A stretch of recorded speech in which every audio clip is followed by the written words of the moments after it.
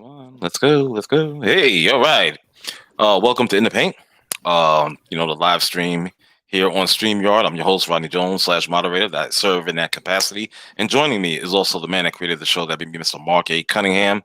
And also joining us, we have my main man, Chandler. Hey, Good, what's good, up? good evening, Chandler. How you doing? All right, how y'all doing? All right, all right. And also coming to the stream is one of my childhood buddies from around the way, Hollis, Queens. My man, David. How you doing, David? You live with us? What's up, fellas? How you doing? Doing well, doing well. And also from representing NC, North Carolina, my man Dom. What's going on, Dom? How you doing tonight, brother? Good evening, gentlemen. All right. Good to have you guys on with us, man. Uh you know, I can't help myself. We have the usual running joke on this stream, this podcast. Trying to get Max 611 here. He's frozen right now. What else is new? Oh, he's frozen. I just thought he was in thought, deep in thought. No, he's not in thought, brother. Deep in thought. Yeah, way deep. You understand? Way, way deep. So I think I got another person as well getting ready to join in. My brother?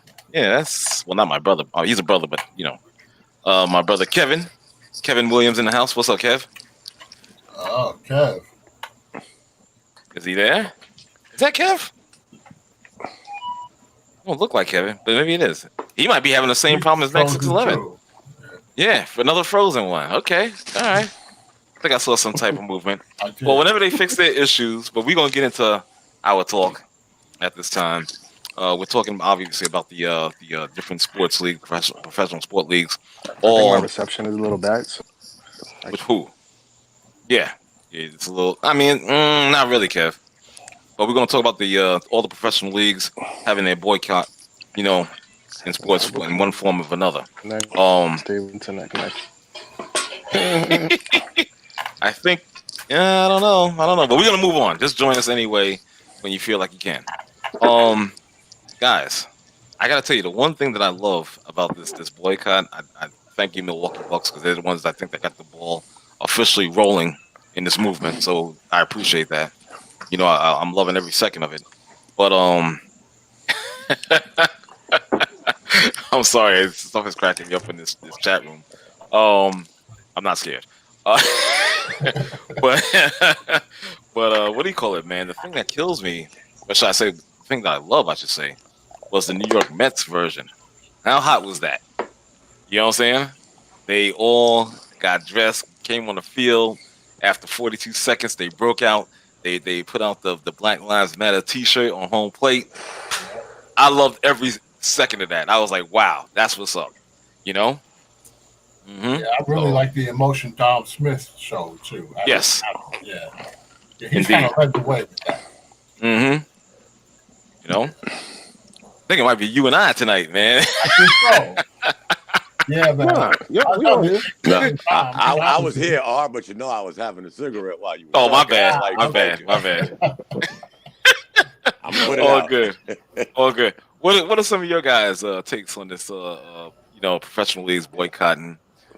I think it's good. But I've been around for a little while now. You and I have been around for a little while, right? And we've seen waves of things, right? And I think social media has just projected it more than back in say the 80s and so forth. The same convictions were there from many of us. So I'm at this. Well, I'm just waiting to see what's next as far as the people who need to make the changes, because the athletes that are doing their protests and boycotts and all of that, I think it's great in terms of the younger people seeing that momentum. But for someone like me who's been around the block at least once, I want to see the next, because at 30 years ago, I had that same energy. Right. That was 30 years later, and I didn't think that I would be having the same type of conversation. But I am appreciative of how this is exposed so many people. It's pulled a lot of the for lack of a better word, sheets off of a lot of people. I was in two Mets groups on Facebook, and Okay. it just got too ridiculous, and I left the group because they kept arguing over Black Lives Matter, the organization. And I'm Mm-hmm. telling you, a black man for 55 years, I Right. know that Black Lives Matter. So I don't give a damn about the organization. I'm talking about Black lives, Right. not the group. So they Right. argued about that, and a lot of racism came out of that. So I just left the group because I got tired of arguing with people. And Mm-hmm. there's another group that now they're same thing. So I don't know. I kind of don't pay much attention to what they're saying, but that's my take on it. I hear you. I hear what you're saying about these groups and whatnot. I have an associate at work. Okay, the guy's an engineer, white guy. And we always get into these debates on Facebook. He likes to goad me and get me into these conversations, and I have to keep checking him Yeah. all the time. I have to keep informing him. I'm like, dude, you don't even understand what this whole thing's about. When are you gonna learn? When are you gonna listen before the light comes on into your head? Yeah. You know what I'm saying? I get sick of that. So I completely understand where you come from with those two Facebook Met groups. You know what I'm saying? And dealing with their nonsense because it makes no sense. Huh. You know. Hey, Kev, what's up? Oh, I'm sorry. Go ahead, Dom. Sorry. Well, no, I was gonna say what Dave said. Mhm. Dave, you said you've been around and seen this a million times. We seen it 3 months ago. Yeah. And we seen the same sheep and wolf's clothing that you're talking about. Yeah. Guys, before this show started, I'm a research guy. I went back to our show Mhm. that we did. I think it was the last show we did via phone. I went to that one and I went to the one with Mahomes. You were there, Dave, for that one. I was there. Okay? And I blame Mark Cunningham for what I'm about to say because he's the one that hit me to that picture with everybody kneeling in the Kente cloth. Right. And I brought up then that they were the same ones to back out of this in 2014. But at that time, I didn't know. 3 weeks later, they backed out of this one and said, we'll get back to you in 2021. So again, Matthew 7:15 tells us, be weary of sheep, be weary of wolves that come in sheep's clothing. Mhm. Because they're ravaging wolves. They're feeding off of this. Yep. And you know what, guys? People might not want to hear it. Other than the Milwaukee Bucks, Major League Baseball, MLS, WNBA, every one of them are frauds. Every team that was in the bubble is a fraud. Because guess what? We all badmouth Kyrie Irving. World is flat. He's bizarre. But what did Kyrie say? Again, guys, let's put on our thinking caps for a minute. We're all grown folks. We shouldn't even be going to the bubble. You want to make a statement? Make it by not going. But what happened? Cash rules everything around me. Wu-Tang. Let's just keep it real, guys. We always try to keep it real. Everybody might not agree with what everybody's saying, but I'm just giving facts. And if people don't like facts, then I'm sorry. Let me know, and I won't tune in. But you know my phone number, and we could debate it offline. But these are facts, guys. Yeah. The same people that sold you this nonsense in 2014 after Ferguson sold you it after the guy in Minneapolis, and then walked away from a bill. When they were given 15 alibis to add to it, they thought somebody was going to bluff. Well, we want 15 addendums. You got it. Right. We'll get back to you in 2021. Research this, people, because it's happening right before your eyes. I'm sorry, Dom. What the problem though with what you're saying is factual. What and we had talked about this. What I said that the reason I said they never should have went was because of the financial impact. Here's how you know that things get done, and we can go all the way back to the Civil Rights era. Why was the Civil Rights Act actually enacted?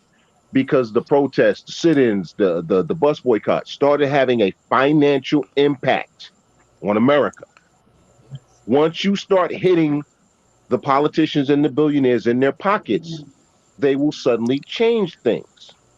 The reason they never should have gone was because they then could have said to these owners who are financing the same politicians who want to do all the performance views and all want to dance and they all want to show up and do this and they want to have hot sauce in their bag and they want to feed the pigs and everywhere else where they're pandering, as you say, until you renounce your political support and financial support.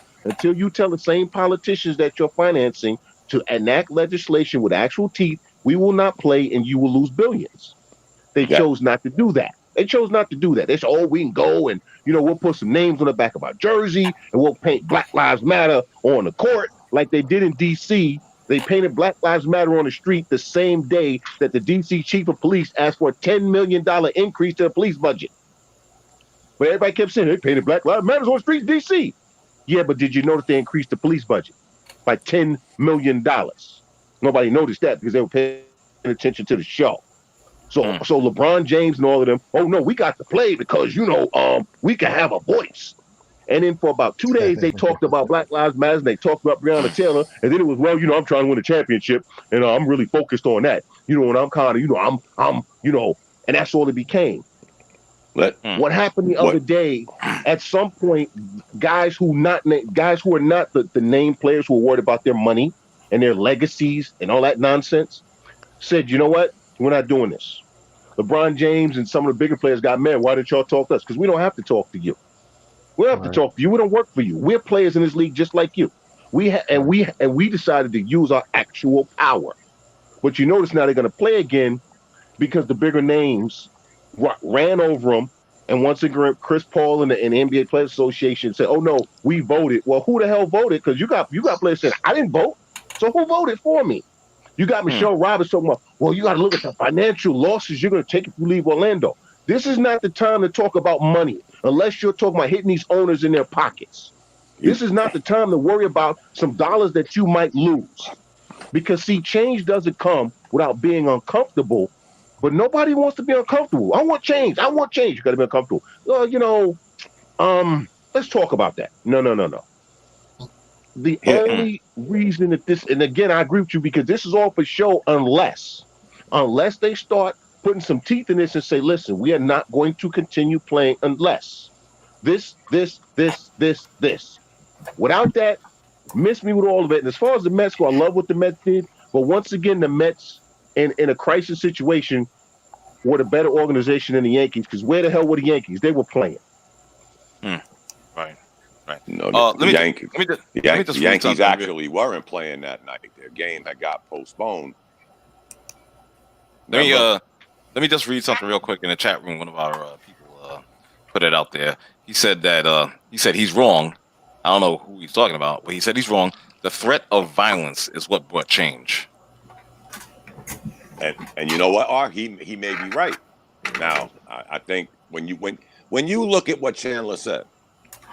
And guys, there's 4 of us on this line right now that Mark's back, 5. We all discussed this how many months ago? What happened?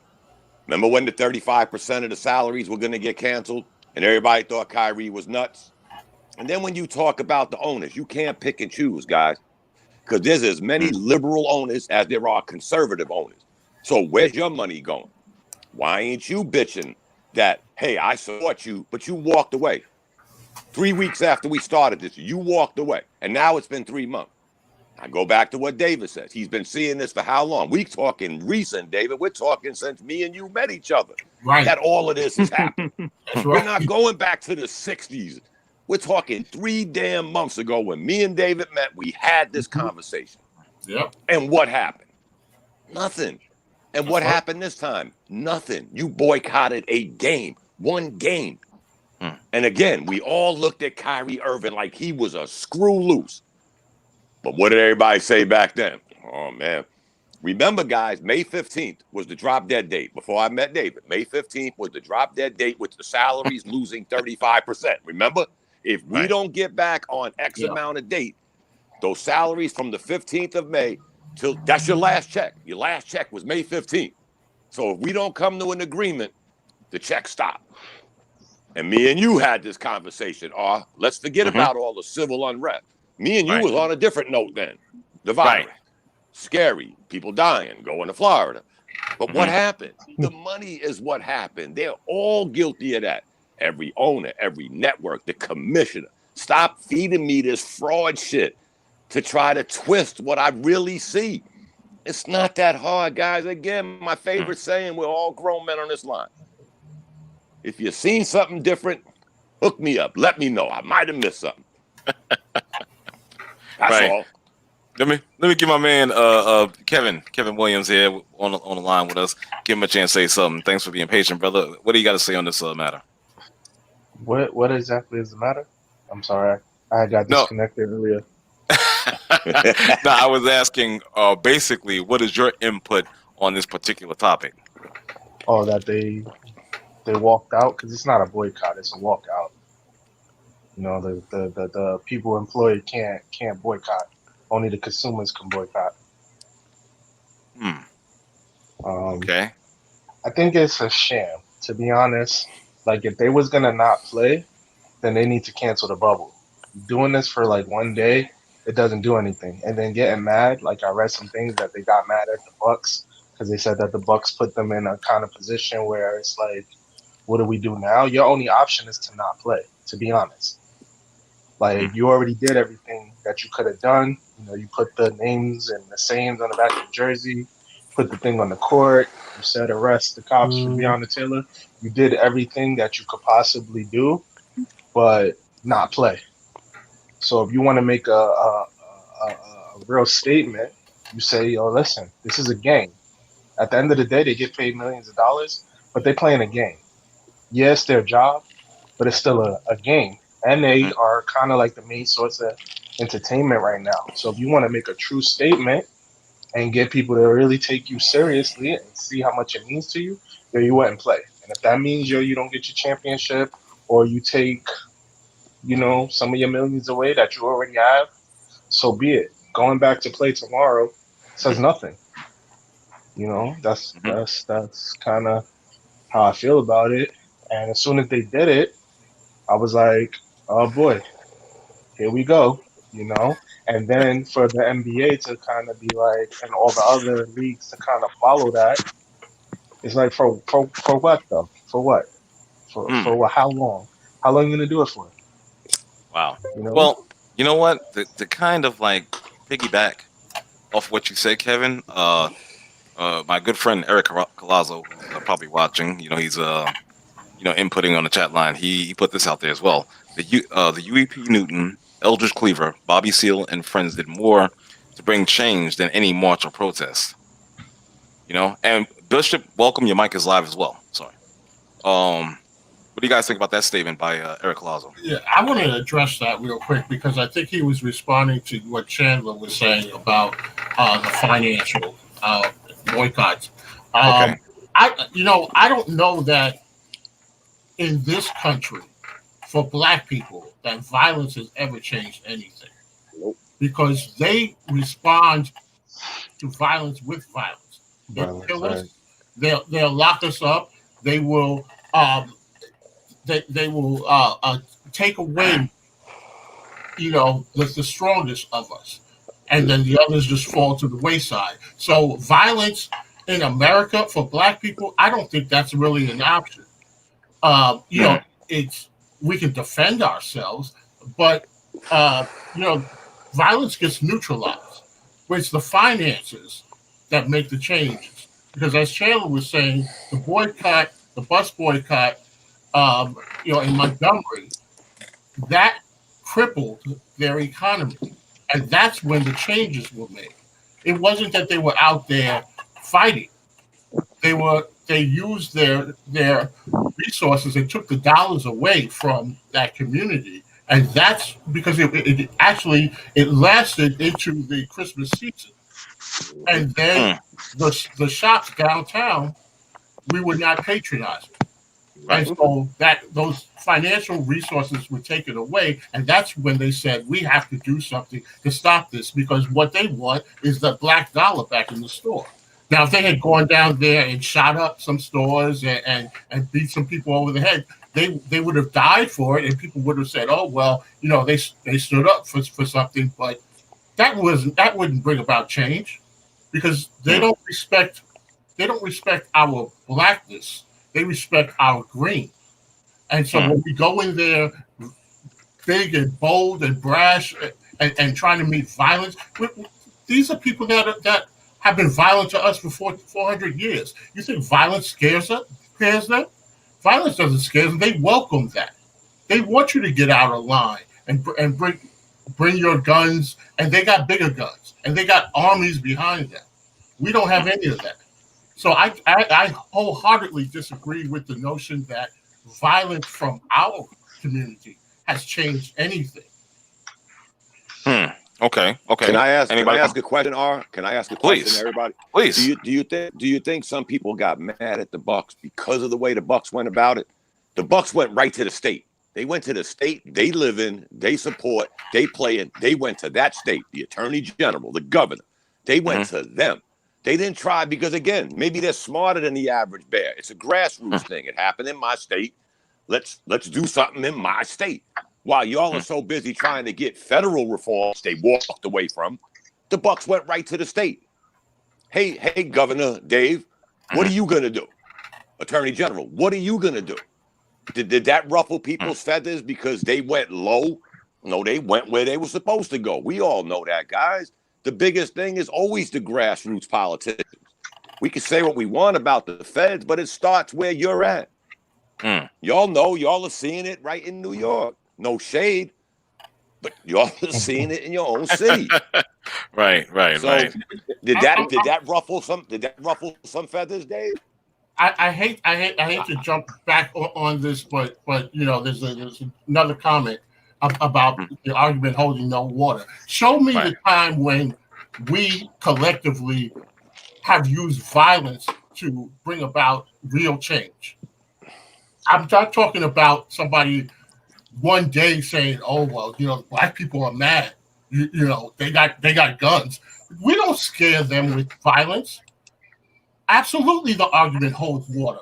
I can't say that strong enough. I've seen cases where our collective economics have made change. It may not be that great because you're right. We don't bring our resources together the way we should. If we did, then we'd have our own. We wouldn't need America. So yeah, I agree that unified economics would be a stronger case, but I'm talking about I've not seen it. I'm 55 years old, and I have not seen any time where we as a people got mad and violent, and it brought about change. Right. 400 plus years of subjected to this in this country. If you want to go back to insurrections and other things, that's temporary. Because if violence was the answer, then we wouldn't be having this conversation today because they would respect us. So, can I say something? Go ahead, Bush. Please. Yeah, James. So I agree with one of the things that you said about the economic power. We don't have, although we have economics, we don't have the power associated with it because in all of our communities, everybody can come in our community and establish a business and establish, a way to exchange currency except for us. You look in the hood, you got the China man, you got the Italian man, you got all sorts of different races that we allow to come in and establish a foothold, take the money that we spend in our community and take it out and take it to someplace else. So for that, I agree with, the collective financial power that we have. We don't realize it and we don't utilize it. However, when you mention about like the violence and so forth, at this stage, when we were passive and when we were allowing things to happen, it was due to a lack of education and this brainwashing where I come at you with violence, but I give you a good book that tells you not to be violent. So those days are over. One of the things that, and I do agree with you, that, I don't believe that just pure violence is the answer, but I don't think this country has ever been faced with a force of angry black men at one time. I don't think that this country has ever been faced with that prospect. So if you have people who are getting fed up.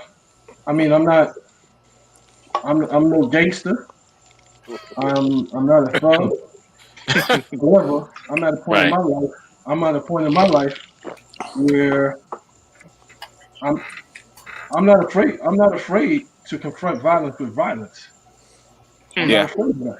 I We go out to a protest, and some school shooter comes out there and shoots up the protest because he feels like he has a right to, or you go to Walmart and somebody decides that because they're having a bad day, or you go to church and somebody decides that I, I put my Bible to the side.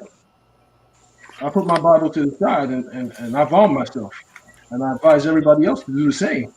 And don't just arm yourself, but be prepared to use it. Because they're not playing games out here. right. They're not playing games out here. See, let me just interrupt for a second. See, my thing is, and I'm an extremist. I'm not gonna lie to you. My thing is, I'm all for the violence. You understand? And as Eric Lazo just said something about, as far as random violence, no. But organized violence, yes. The bottom line is you have to make a stand at some point. I was talking. As a matter of fact, I was at work the other day. I was talking about this, and yo, the thing is, man, when we was growing up as kids, we ran into the bully. You understand? We ran into the bully. All of us did at some point. You know, what are you gonna do? Are you gonna stand down and be a weak punk and not do anything about it, or are you gonna stand up to the bully, maybe get a lucky punch, sock him? Even if you get beat, at least you stood up to defend yourself. At some point, Right. we have to reach that at some point. You understand? That's just what it is. You So know, my question is, what does that look like? What does the organized violence look like? so what does it look like? No, for real. What does it look like? No, can I just have to address it because I think the confusion is I'm not saying that we can't protect ourselves. I'm not saying that we should not defend ourselves. Right. What I was addressing was Chandler made the comment regarding the changes that came out of boycotting. That's where changes took effect, was because people withdrew their dollars. Then in the comments, Eric disagreed with that and said that violence brought about change.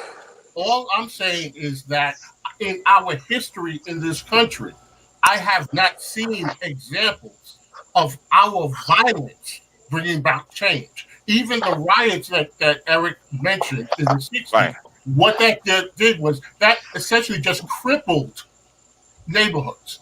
I lived in Watts in the 1980s, and they had not recovered from the 1960s.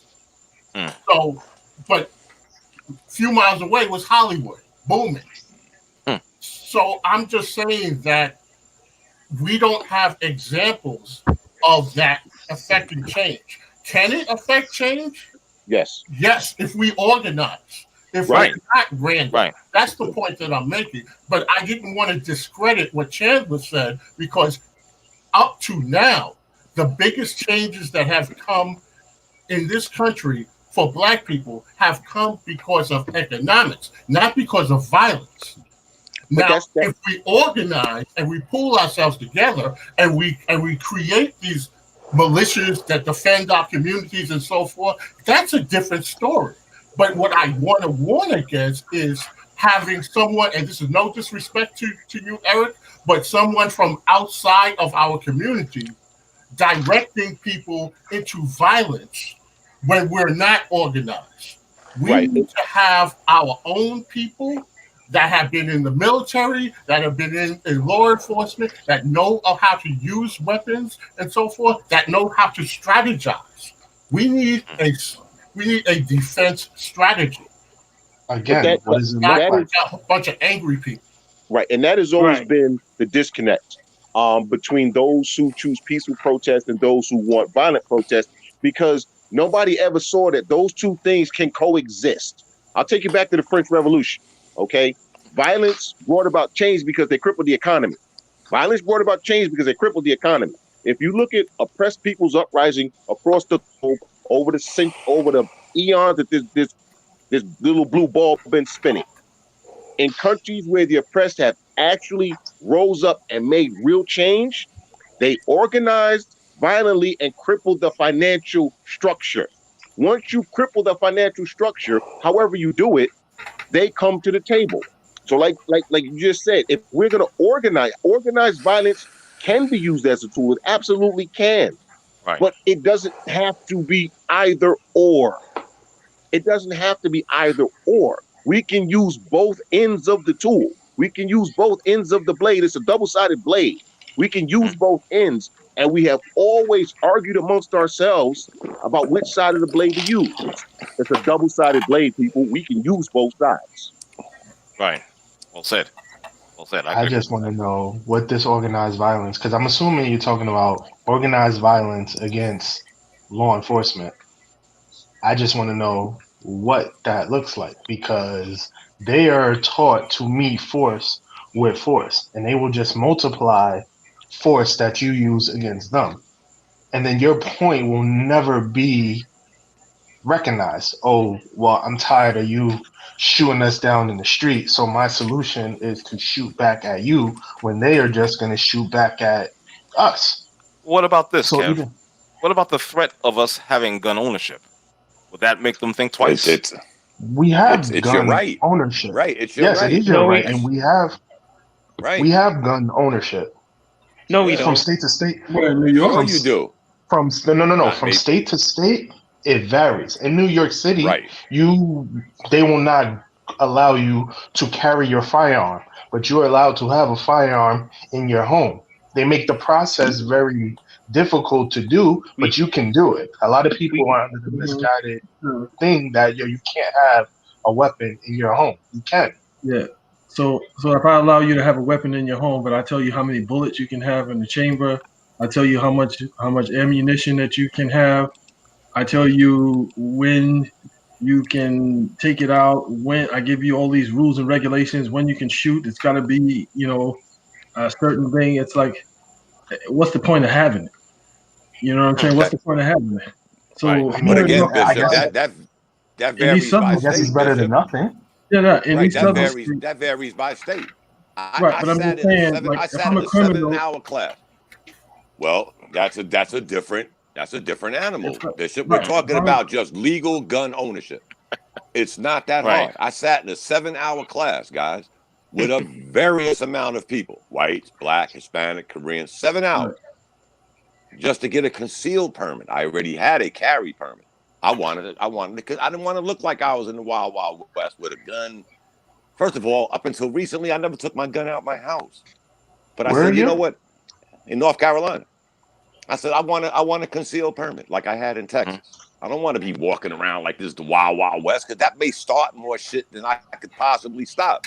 Somebody Right. might want to challenge you. You got a gun. So a 7-hour class, guys, 7-hour class, a 10-minute quiz, and we all walked out with a concealed permit. But again, that varies by state. New York City is probably, as much gun violence as they have, is probably one of the hardest places to get a gun permit, especially a pistol. Y'all Well, know, it's y'all not- live it. I know. it's You're not not because going to of get the gun concealed violence. carry. It's not Yeah, because you're of not gun But it violence. varies by state. I'm saying New It York is just not happens because to of vary gun by violence. state, Bishop. Yeah, it does. But I'm just I'm saying, about 3 years ago, because when I was in New York, I applied. They made me go through all these steps, all of this stuff, get letters of recommendation, do fingerprinting, do all of this stuff. They made me jump through all of these hoops, and then at the end of it, they said, no, we're not going to give it to you. And then I found out that they only allow a certain amount of licenses, and they were giving them out to the Jews, to those shamrums. They were giving them out to personal friends. They were giving them out to, people with political connections and so forth. So it's not that they don't have it. It's just that you got to be connected to get it. Here, like we both in North Carolina, when I got here, I didn't realize that I could go get an AR-15 easier than I can go get a handgun. without even getting a permit. Without I learned that too, Bishop.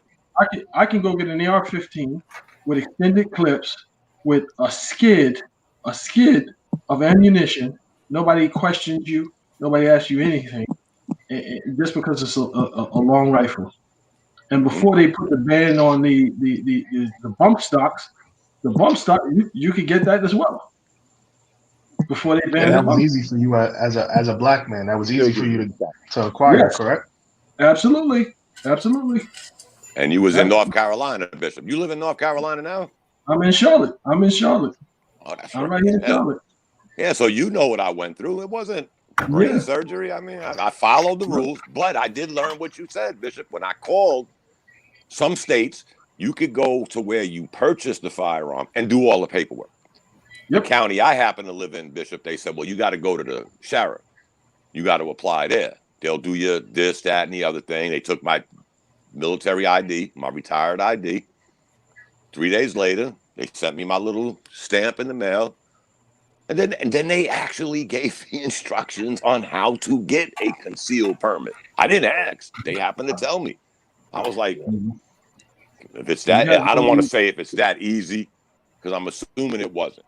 Because I'm pretty sure if somebody has some kind of background, it would have got caught.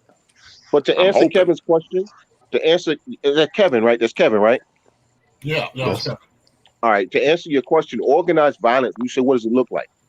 We don't know what it looks like here because we haven't ever used it.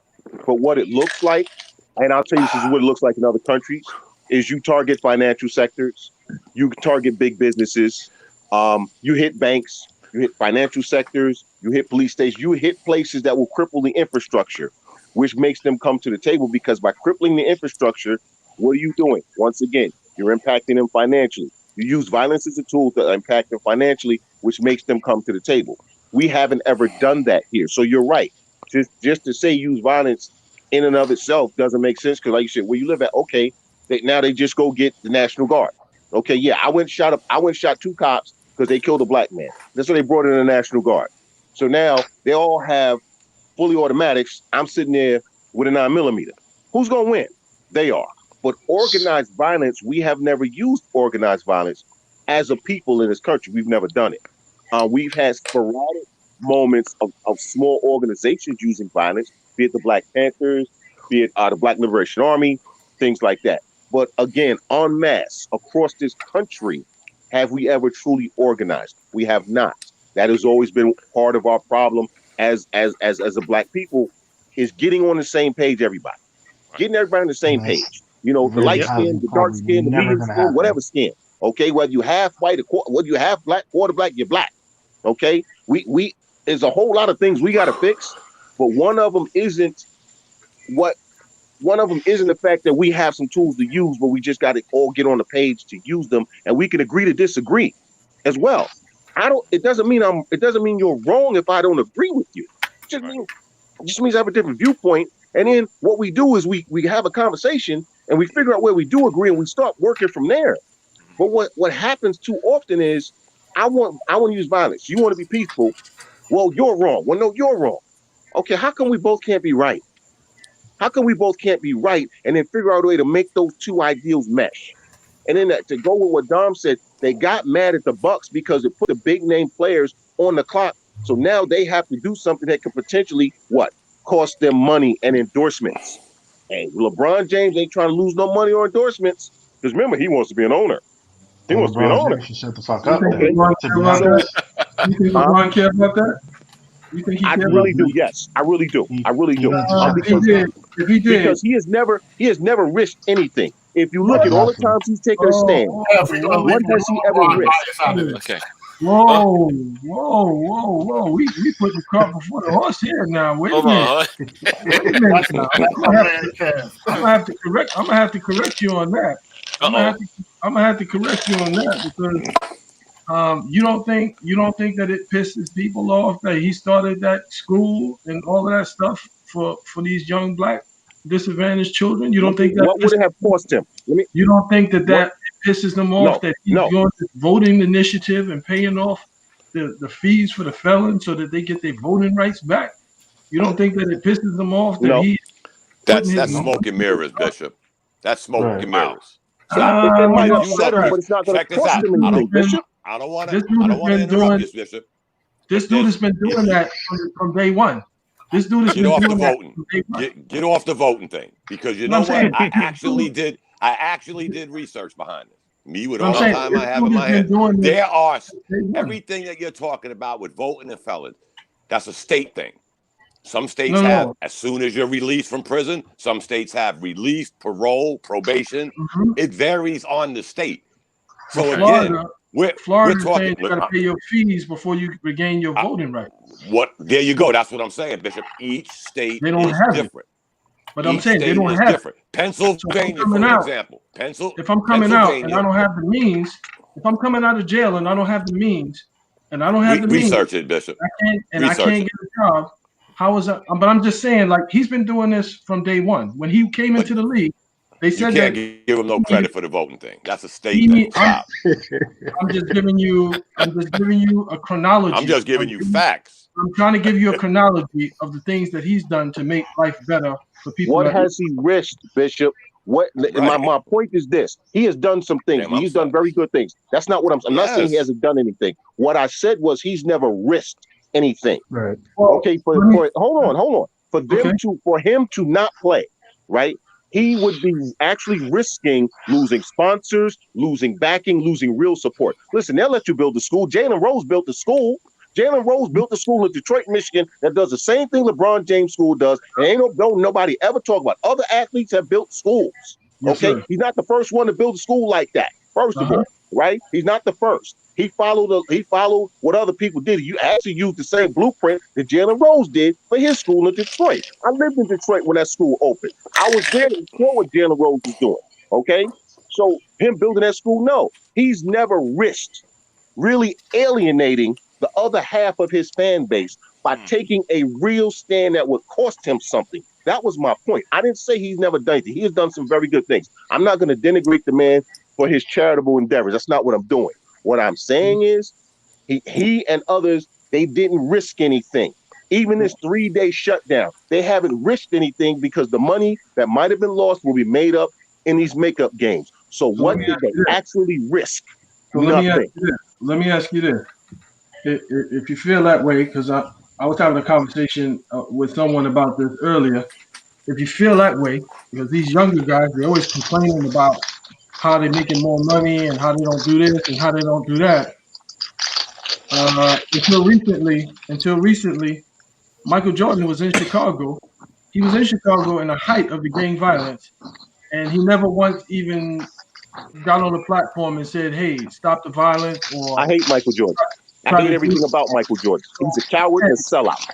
So my question is also this: why do we look to these athletes and these famous people to be like so representative of us when they don't care? They're not us. They may have come from where we come from, but once you get to a certain level of financial gain, you're no longer in that place. Because they they have access to what?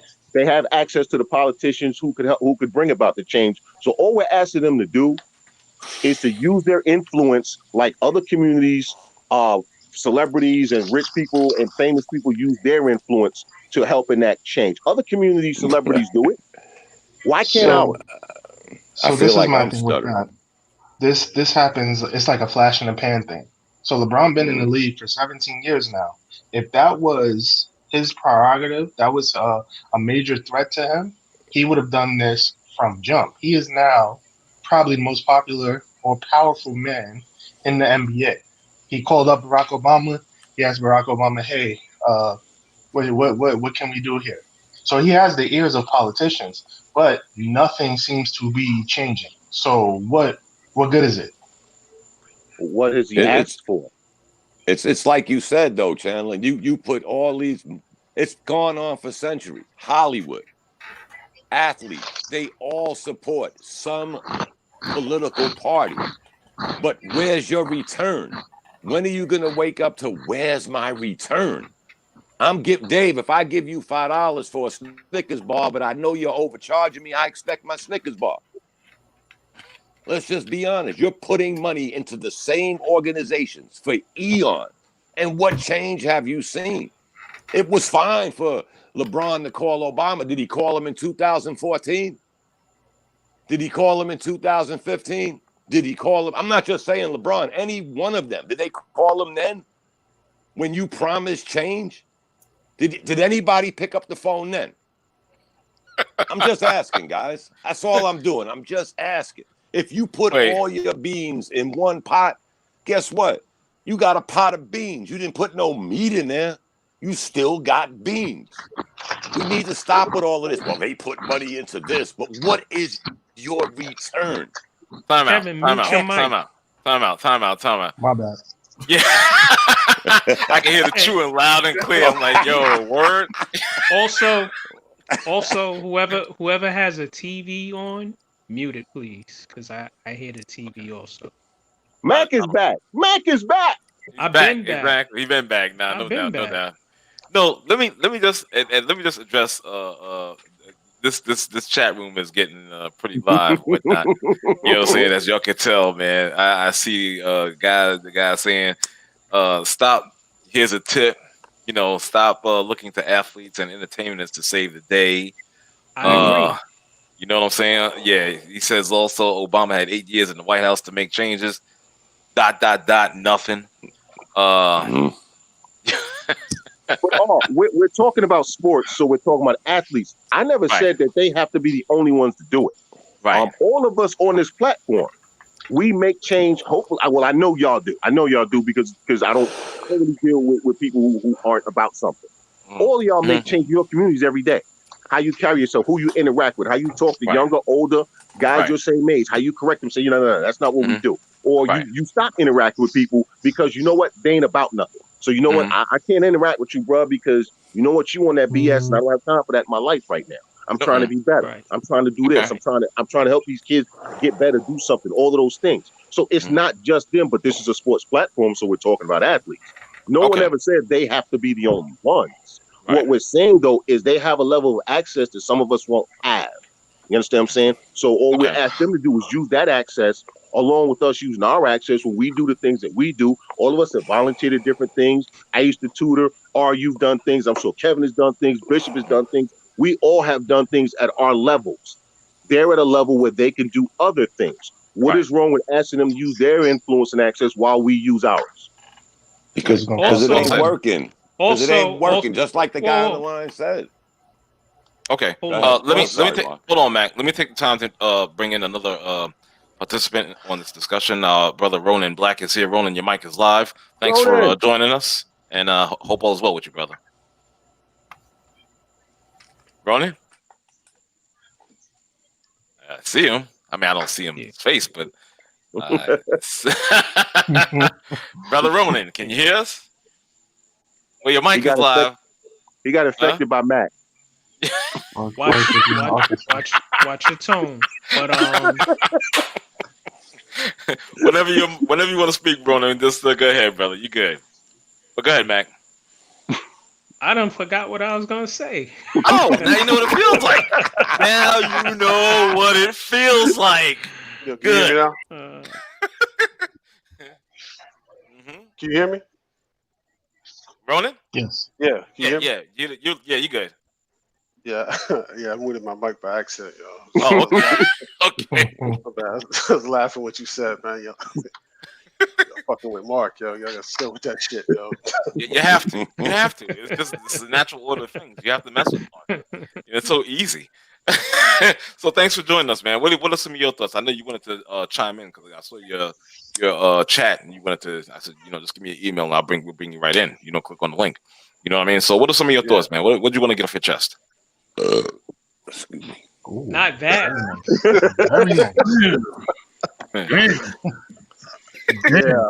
I'll just as far as with the players boycotting, I'm not against what I just go back to something that Malcolm X said a time ago, is that only in the black community where you saw entertainers, athletes advocating for black folks. These people are entertainers, they're athletes. What are we asking for? If you're looking at this country, right now in 2020, you got more black elected officials than any other time in the history of this country. Yet we keep seeing the same things repeating itself over and over again. So you got the Congressional Black Caucus. They can't even push for the legislation to protect their own people. None of these basketball players, no one's saying that. No one's going to them and saying, hey, you know what? Why can't you put forth legislation to protect your own people in this country? but you want me to trust the process, the voting process. And you're trying to tell me that that's power. We've been voting since 1965, but yet this shit continues to happen every decade, over and over and over and over again. And you know what? It'll happen again next week, 2 weeks from now, a month from now. Take your pick. They can boycott. I'm not against it. I'm not knocking them. I look at it from a point of view is that maybe they haven't done enough reading. They haven't studied the country like they should. We're in the land of the conqueror. The conqueror does not share his spoils with the conquered people. We've been here 494 years, and yet these same arguments continue to come up over and over and over again. And me and Mac, we talked about this before. European Jewish people, 12 years of oppression under the Nazi regime, and they got what they wanted. They asked for a nation state. They got it. They got a nation. Therefore, they got power. That's real power because their foreign policy, our foreign policy, is dictated by the state of Israel. So what are we asking for, really? What are we going to get out of this? What, equality? You shouldn't have to be in the 21st century running out, protesting, marching, singing, line dancing, doing whatever the hell they're doing to prove that you're a human being. I know I'm a human being. Everybody on this line is a human being. But this is where we are. And it's going to repeat itself over and over again because LeBron James, he's the most powerful basketball player in the NBA as far as money. But yeah, he lives in LA, and what they spray paint on his mansion when he first got out there last year. Allegedly. I don't believe that happened. Why don't you? They got pictures of it. So I mean, it happened, but I don't. What do you mean? I mean, you know, it's your LeBron hate. It's your LeBron. No, it really is. I just thought that shit was mighty. I thought that shit was mighty convenient. I thought it was mighty convenient, and it only helped. It helped his image because you know he speaks out on the social, you know, justice shit. Blah blah blah blah blah blah blah blah blah. That's how I feel about it. Anyway, it's an unpopular take. But that's how anyway, I feel. It was mighty convenient, and then you didn't hear nothing else about it. We have a huge supporter on the line. Anyway, to get with what Ronan was saying and what everybody else has been saying about getting legislation done and getting people to listen to them, the owners have the ears because they're billionaires. They have the ears to those people, and they need to speak up more. The owners need to speak up more. They're not going to, though, Matt. Well, I know that. I know that already. Okay, because Ronan brought up a great point. Them. Ronan brought up a great point.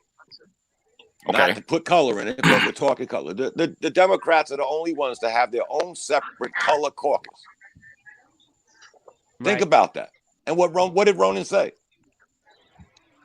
What have they done for their own community? Nothing. The Black Caucus is a slush fund. All they do is get money and use that money for them and the people that sit on the top. Y'all hear me? And it's documented. Right, but what Ronan said is a valid point. This has been going on for how long? And guess what? Some of the members of that Black Caucus was some of the members that I brought up after you, Mark A. Cunningham, hit me to the picture. Some of them walked away from a bill 3 weeks after me and you spoke. Right. I'm just saying. I'm not saying Ronan's a political scientist, but just think about what he said.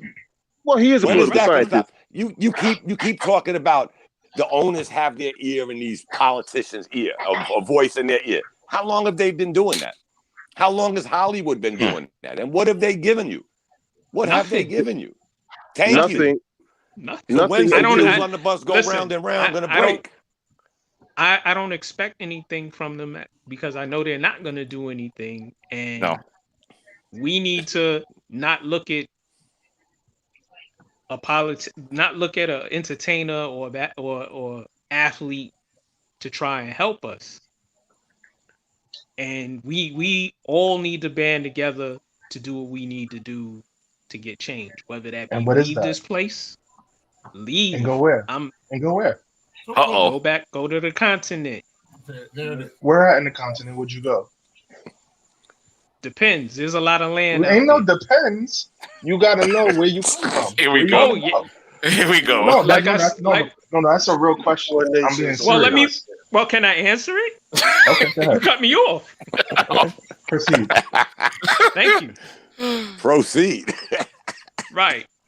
To get land, you it's it's a long process, and you have to find out what's viable for us, who's near us, and where we're gonna be at, whether that land is stable, the people near us.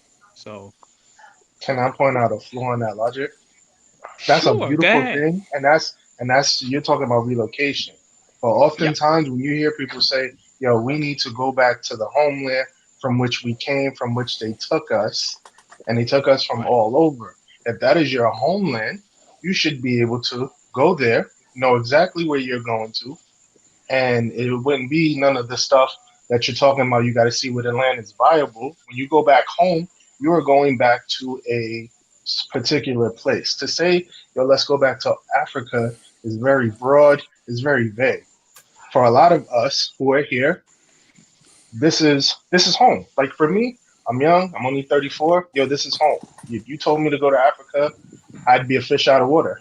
I could probably adjust very quickly, but that is not home for me. The people who are there, they may be my kin by genealogy, but we are totally different. We are culturally different. Our language is different. Everything about us is different. And we can blame the white people for bringing us here. But to me, it is what it is. We are here So now. so what are you gonna do? Since nothing's gonna change. What are we going to do? What? It depends on what you saying an issue is. What Not all of us what will say that we have the same issue.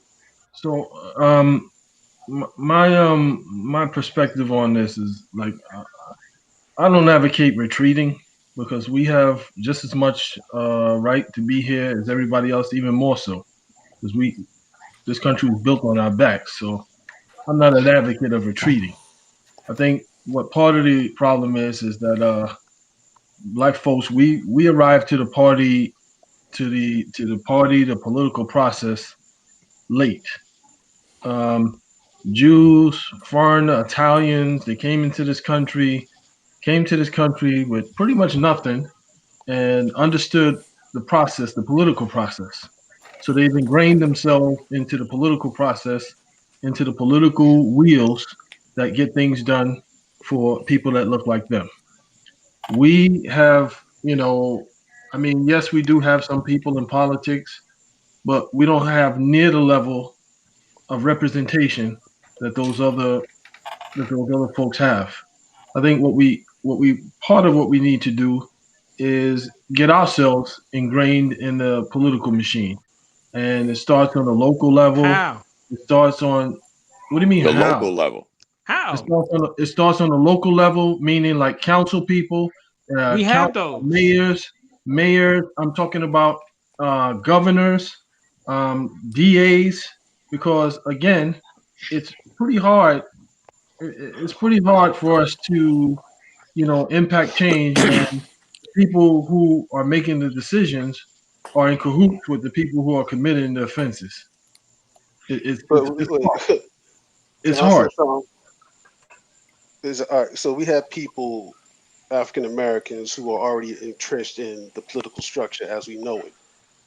Yet the system, one of the complaints I always hear from people on TV news channels, all these so-called highly intellectual individuals who speak on behalf of Black folks, is that well, the system has to change. The system is working exactly how it's supposed to work Yes, because indeed. even though Yes. we've been here for 494 years, like I said before, yet we didn't craft not one single law, not a single law. While they were drafting the Constitution, you had Black folks serving drinks because they were slaves. So you got people who are advocates right now in the House of Representatives. You got two Black people as senators, yet they haven't brought up one bill. First of all, you can't have power. You can have all the money you want in the United States of Africa. You can have all the money you want. You have nothing to show for it. There's no land, nothing. Because if that was the case, if this country was so benevolent, how come they haven't even addressed the Homestead Act of 1862? Black folks didn't get any land because they were slaves. What is What that? about the freedmen bureaus?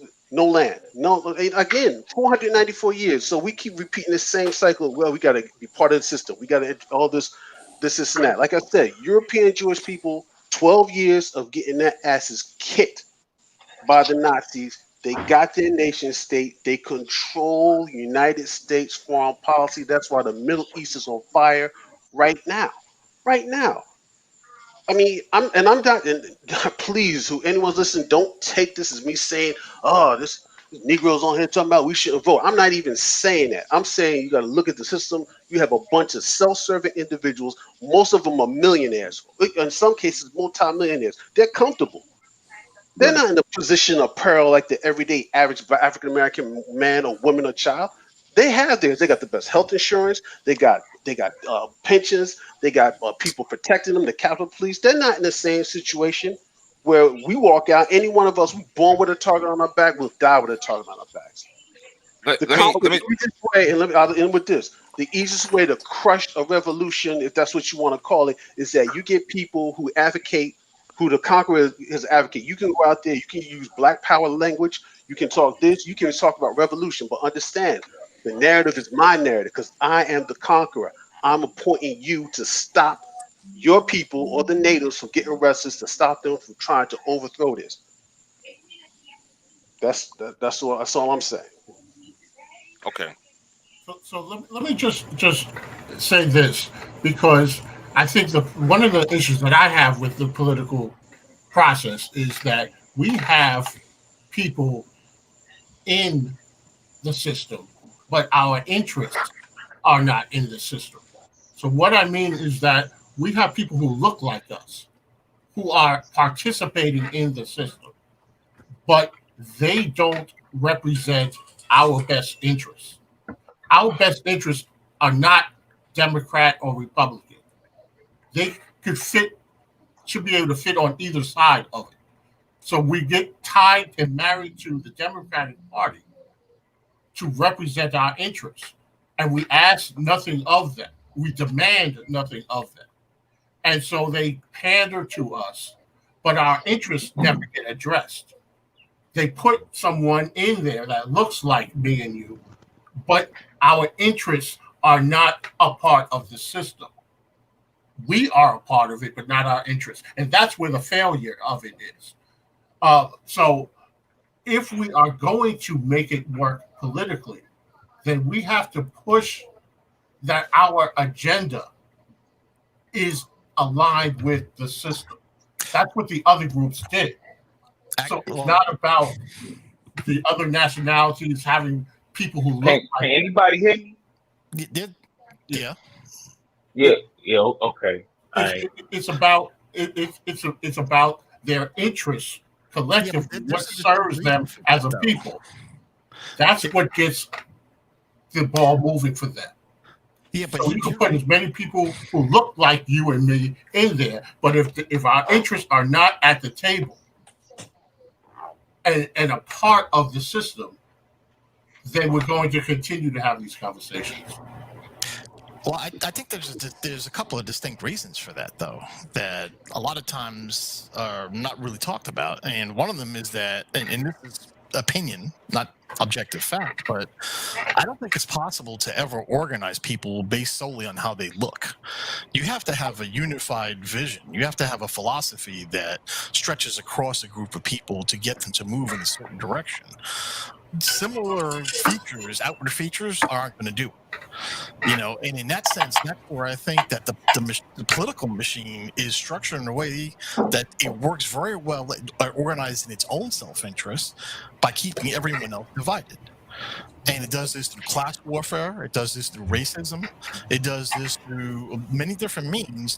At the end of the day, I believe it comes down to is smoke and mirrors, a song and dance to keep the people at each other's throat, and therefore not at the people who are actually responsible.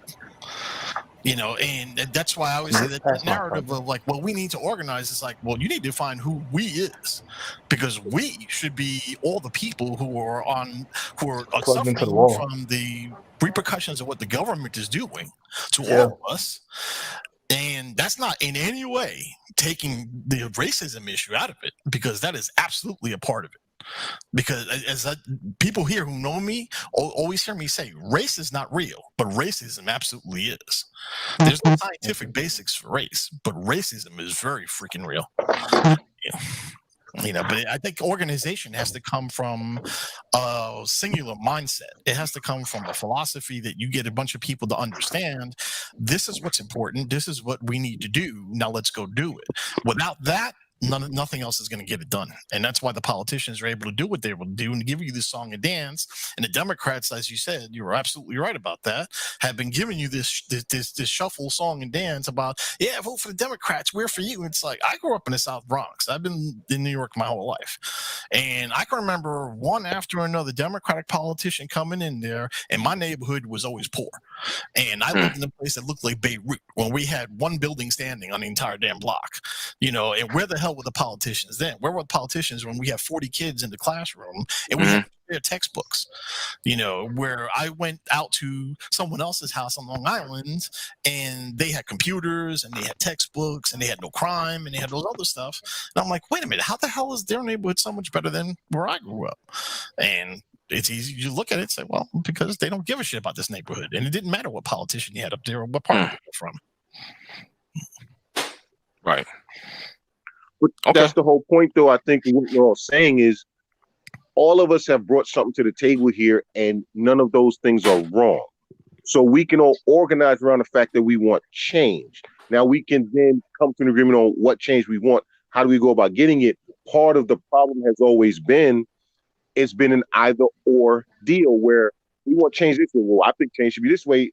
And we never, again, as a people, can organize enough to say, we can have multiple points to this movement. There can be multiple agendas because there are always multiple agendas. There's not just one agenda when you're doing something political. There have to be multiple agendas because you have to be able to compromise, navigate the system, figure out what's going to work, what's not going to work. Okay, we wanted this. They're willing to give us this. Let's see if we can get a little more of this. Okay, what do we got to trade for this? All of those things. That's inherent in any political system. And part of the reason, honestly, that I believe that a lot of the politicians look like me, don't do anything, is once you get in that system and you start compromising, at what point do you sell your soul? Because at a certain point, when you compromise enough, your soul is gone. Your soul is gone. So all of these things that we said, like I said, I don't think anybody here is wrong. I can disagree with some people, but I ain't say anybody's wrong. I love Roman. Me and Ronan aren't going to agree on everything, but he's not wrong. That doesn't mean he's wrong, and it doesn't mean I'm right. He can, but he and I can sit down as people who respect each other and come to a middle ground and say, okay, let's move this way. That has been the biggest issue. And then when it comes to athletes, I'm gonna say this again. I don't advocate for athletes to save me. I don't need nobody to damn save me. Trust me, I'm gonna do the work myself. But what I do know is that if these athletes who want to see, if you want to stand up there and keep running your mouth, say you're gonna help change something, then I'm gonna put your feet to the fire and say, okay, do something, risk something. So boycott, make your owner feel that pinch in his pocket, and then say to him, until you do something, I'm not gonna sing and dance no more. Otherwise, shut up. I don't want to hear from you, okay? If all you're doing is talking. So on a sports show, when we're gonna talk about athletes and they stand up there, and I got all these athletes telling me that they want to make change. I'm gonna do this. I'm gonna make some change. Blah, blah, blah, blah, blah, blah. Okay, here's how you can do it. Stop playing, make the owner feel the pinch, and then walk into the owner's office and say, until you do this, this, and this, I will not sing and dance. I will not entertain.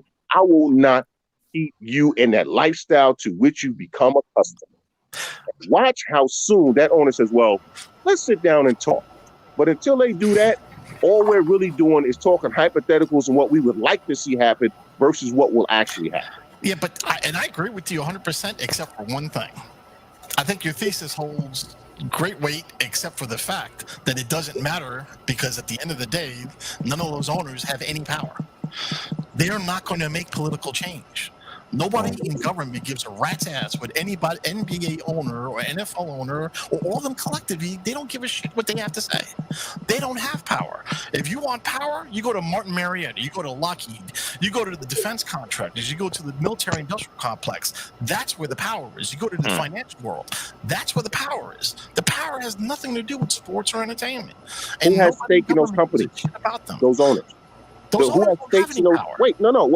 Who has Who has stock interest in those companies? Hold on, Chandler. Hold on. All right, who's got the vacuum cleaner in the background?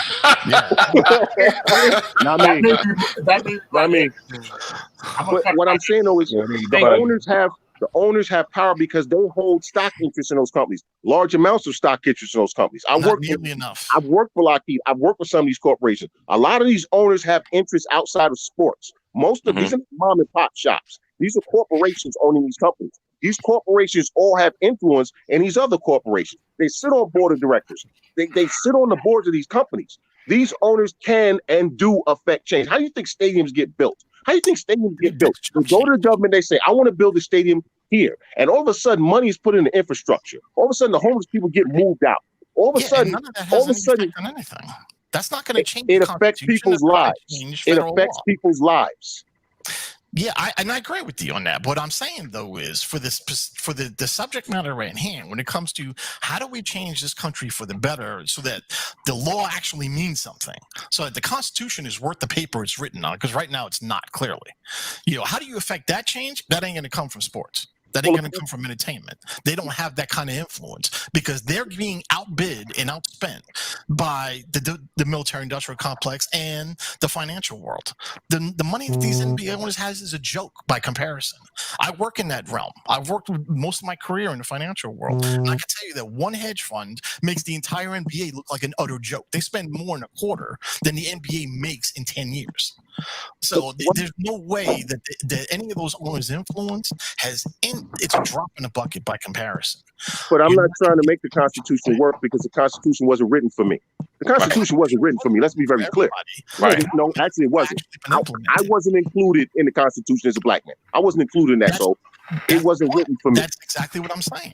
The idea that the Constitution is right. The problem is it was never actually implemented. To this day, hasn't been implemented. But if you read the words are actually correct. It's just that they were only enacted upon a certain class of people, and that to this day is still that way. That's why you only recently had gay rights where it was legal to marry. Which it's like, how the hell does the government even have a say in who gets married? It's still to this day not being implemented, and that is the problem. Not the fact that who the Constitution was written for. The ideas in themselves are sound, but the point I'm trying to make though is that, and bring it back to the whole sports thing, because this is a sports show. Sports is not going to get the job done.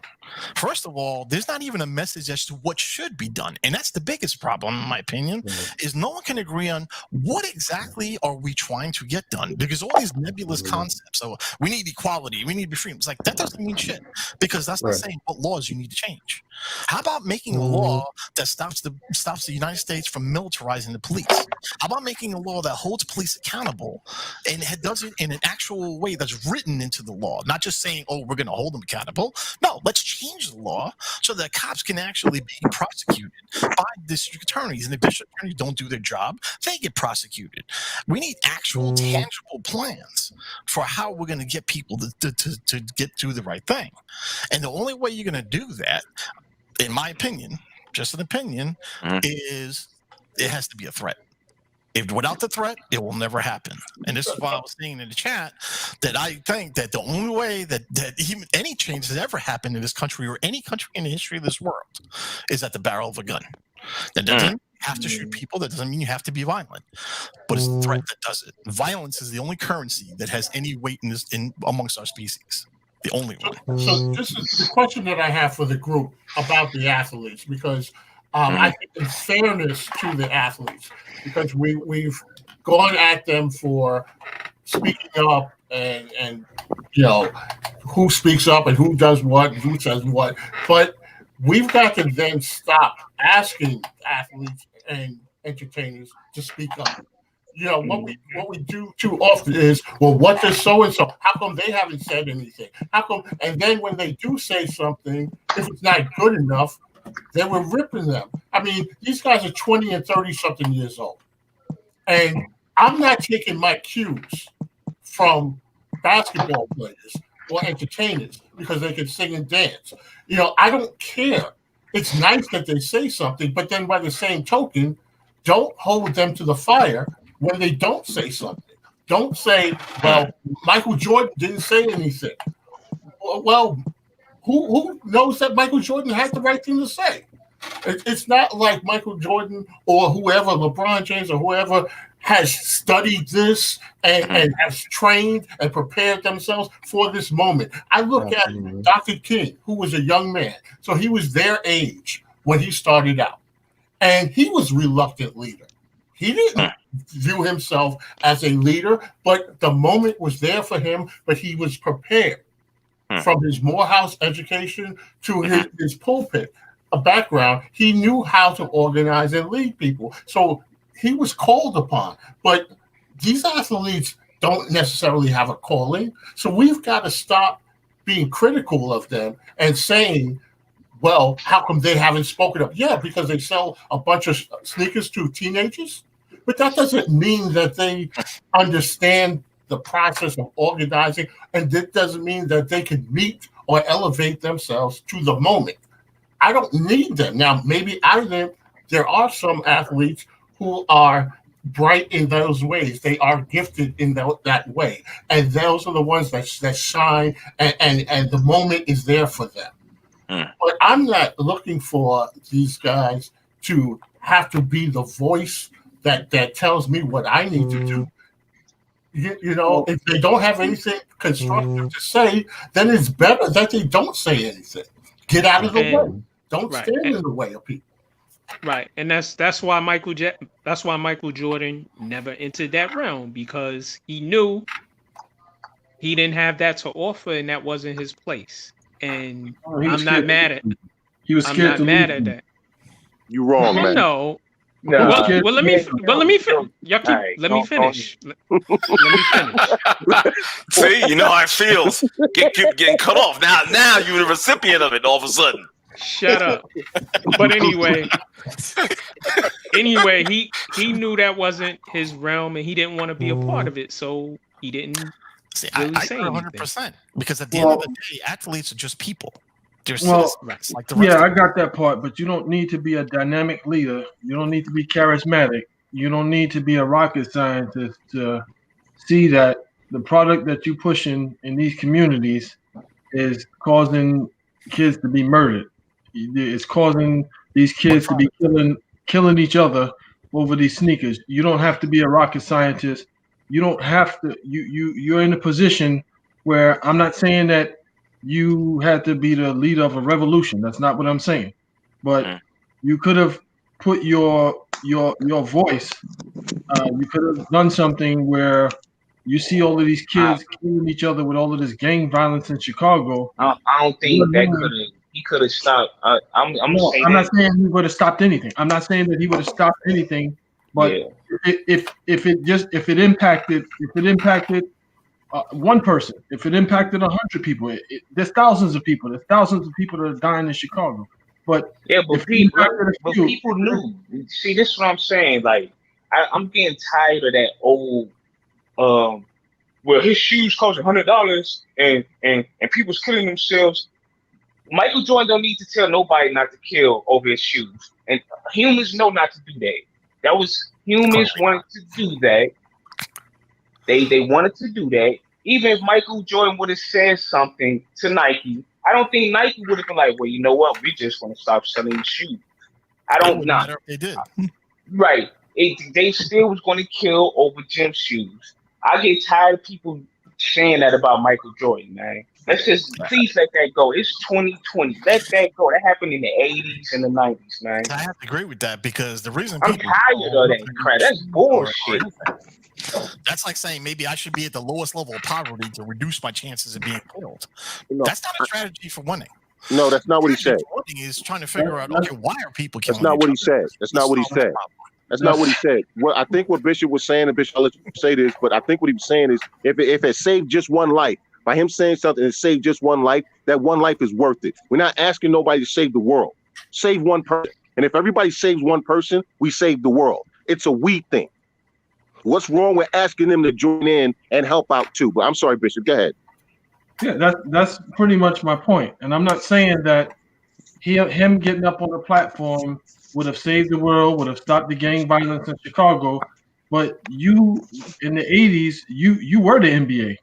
So you could have gotten Nike to do something. You could have gotten the NBA to start setting up programs for education, for some type of literacy, for all different kind of things that would keep these kids from delving into that lifestyle.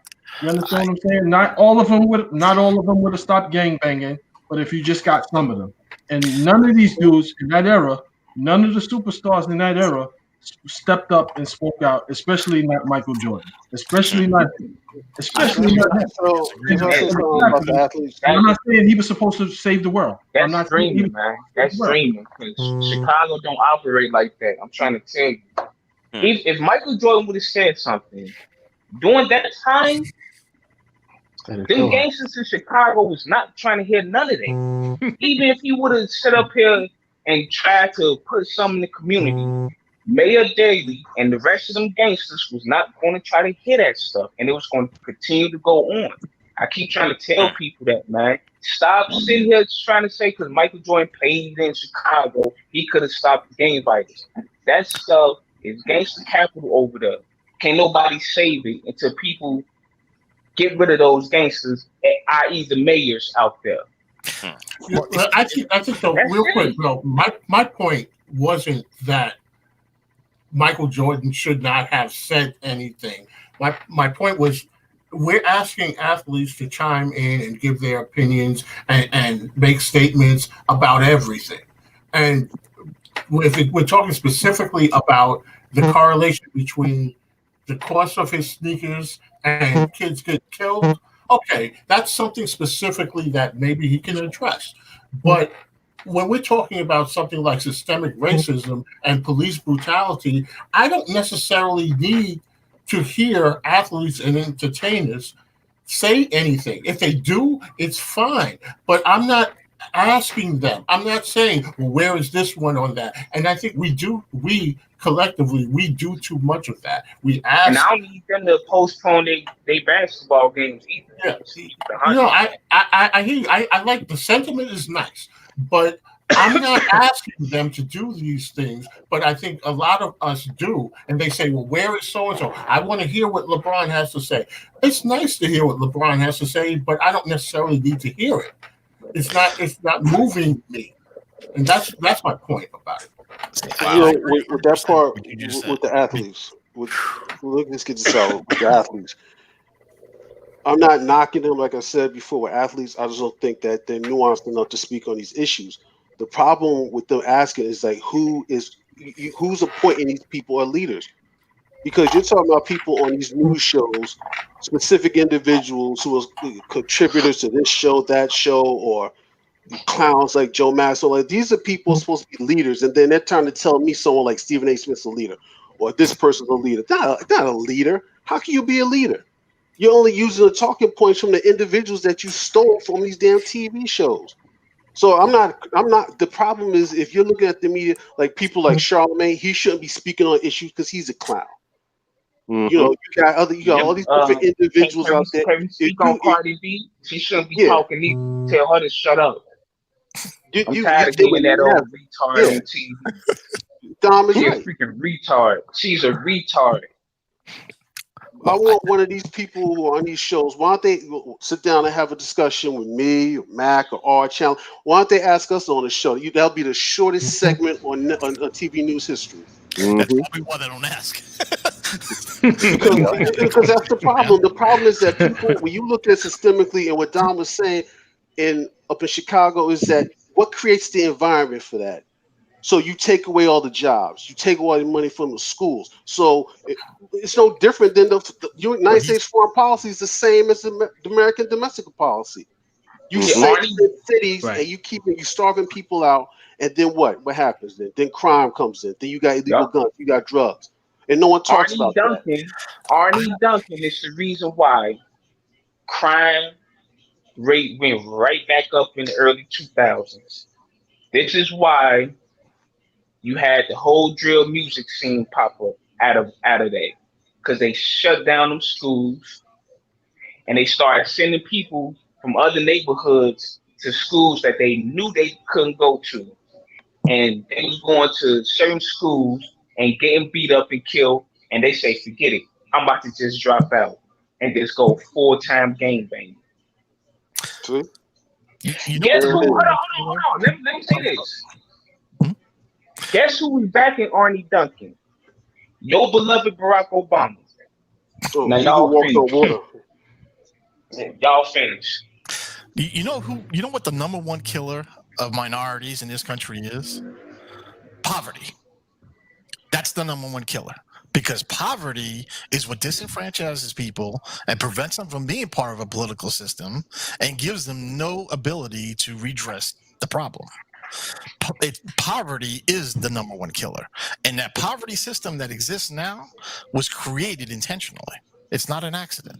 Because all you have to do is look back at history and you go just trace it back one day at a time, all the way to the 60s, the 70s, the 50s, the 40s, all the way from the day slavery ended to Jim Crow to how jobs were segregated, education has been segregated, financial access has been segregated. All those things were created. They were basically state-run terrorism by the United States government, who, by the way, also did it to Native Americans and did it to a bunch of other groups, but of course did it the most to the African American population here, who they enslaved for hundreds of years. And then after slavery was over, created a system to keep them economically slaves. So can I ask a stupid question? This is why I get pissed off when I hear people voting for politicians who are passing gun laws in Chicago, New York, Atlanta, all these other places saying, oh, we have to take guns off the streets. It's like, no, you're taking guns away from the very people who need them the most because you created a crucible, which you're creating basically a thug factory because you're keeping people poor and you're keeping people uneducated. Guess what that leads to? Violence. That ain't an American problem. That's a human problem because that exists all over this planet. You go to any corner of this planet that has poverty, you see the exact same violence. The only difference is here it was done intentionally. Everywhere else, it just kind of naturally happened. Yeah, everywhere else, so it's not running around telling the world about American exceptionalism. Exactly. See, my thing is that you have a bunch of people going to try to tell African Americans that you're supposed to trust the founding fathers, who are a bunch of sociopaths who turned Native Americans, a group of human beings, into an endangered species. And yet black folks supposed to sit here and believe all this nonsense is going on as history repeats itself over and over and over again. Shit, come on, that's ridiculous. It's ridiculous. Guys, you should not be in the 21st century running around talking about no justice, no peace. That is absolute insanity. Insanity. Another thing, and I'll end with this, is that first of all, people are under this conception or this perception or whatever that everyone is in alignment with black folks' issues, and that is not the case. And that needs to be spoken because Black you can people come are from even in the alignment of the issue. Yeah, that's you keep it 100. Yeah, you can't. If you come, I don't care where you came from. You can slavery. The transatlantic slave trade, that is exclusive to people of African descent. There's no one else to say, well, I understand what you went through. No, you don't.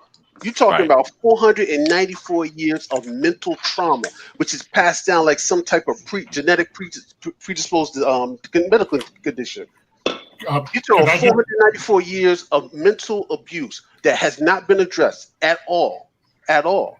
You got people who go along with the same game plan. People they go along with this saying that, well, you need to be more like this. And this has always been my issue. People are like, oh, you need to be more like Dr. King. And no disrespect, his ideology is not mine. I ain't taking no ass whooping to tell people that I'm a human being. I'm being straight up with you. You step to me, going out like John Lewis. Nah, I ain't going down like that. Let me interrupt. Let me interrupt for a second. I gotta bring somebody else in the room. Hold on, Dave. David, hold on for a second. I gotta bring our boy Moody here. Moody, welcome to the Independent live stream on StreamYard. Thanks for coming in, and sorry about that, David, for interruption. But I just wanted to bring the brother in. Somebody just put in the chat, and I just looked it up. Yeah, true. Chadwick Boseman died. Yeah. Colon cancer. Chadwick Boseman died. What? Yeah. Colon cancer. Colon cancer. 43 years old. Colon cancer. Yeah. Black Panther. Black Panther. Yeah. Holy shit! I didn't know that. Get the fuck out of here. Colon cancer. He passed away. 43 years old. Yep. I didn't even know he was sick. Me neither. 4 year battle. Yeah. 4 year battle. Yeah. So I'm sorry, guys. I just saw it. Right. Damn. Hold on. Who passed again? Chadwick Boseman. Guy that played Black Panther. Right. That's really fucking sad. Black Panther, Jackie Robinson, Thurgood Martin. Brown. He played like That's really fucking sad, y'all. Yeah. Wow. Condolences out to the family and friends. Yeah. Condolences. You know what I'm saying? Deepest condolences out. So I'm sorry for interrupting, guys. It's all good. It's all good, brother. That's Yeah. really fucking sad. What's up, Moody?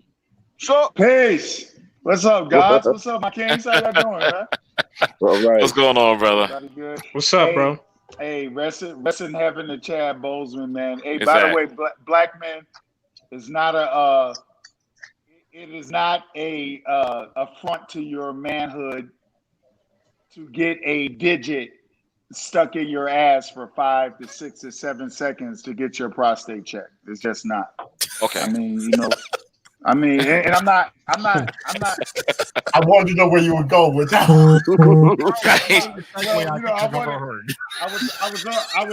I was almost going to say pause, but I didn't do that. But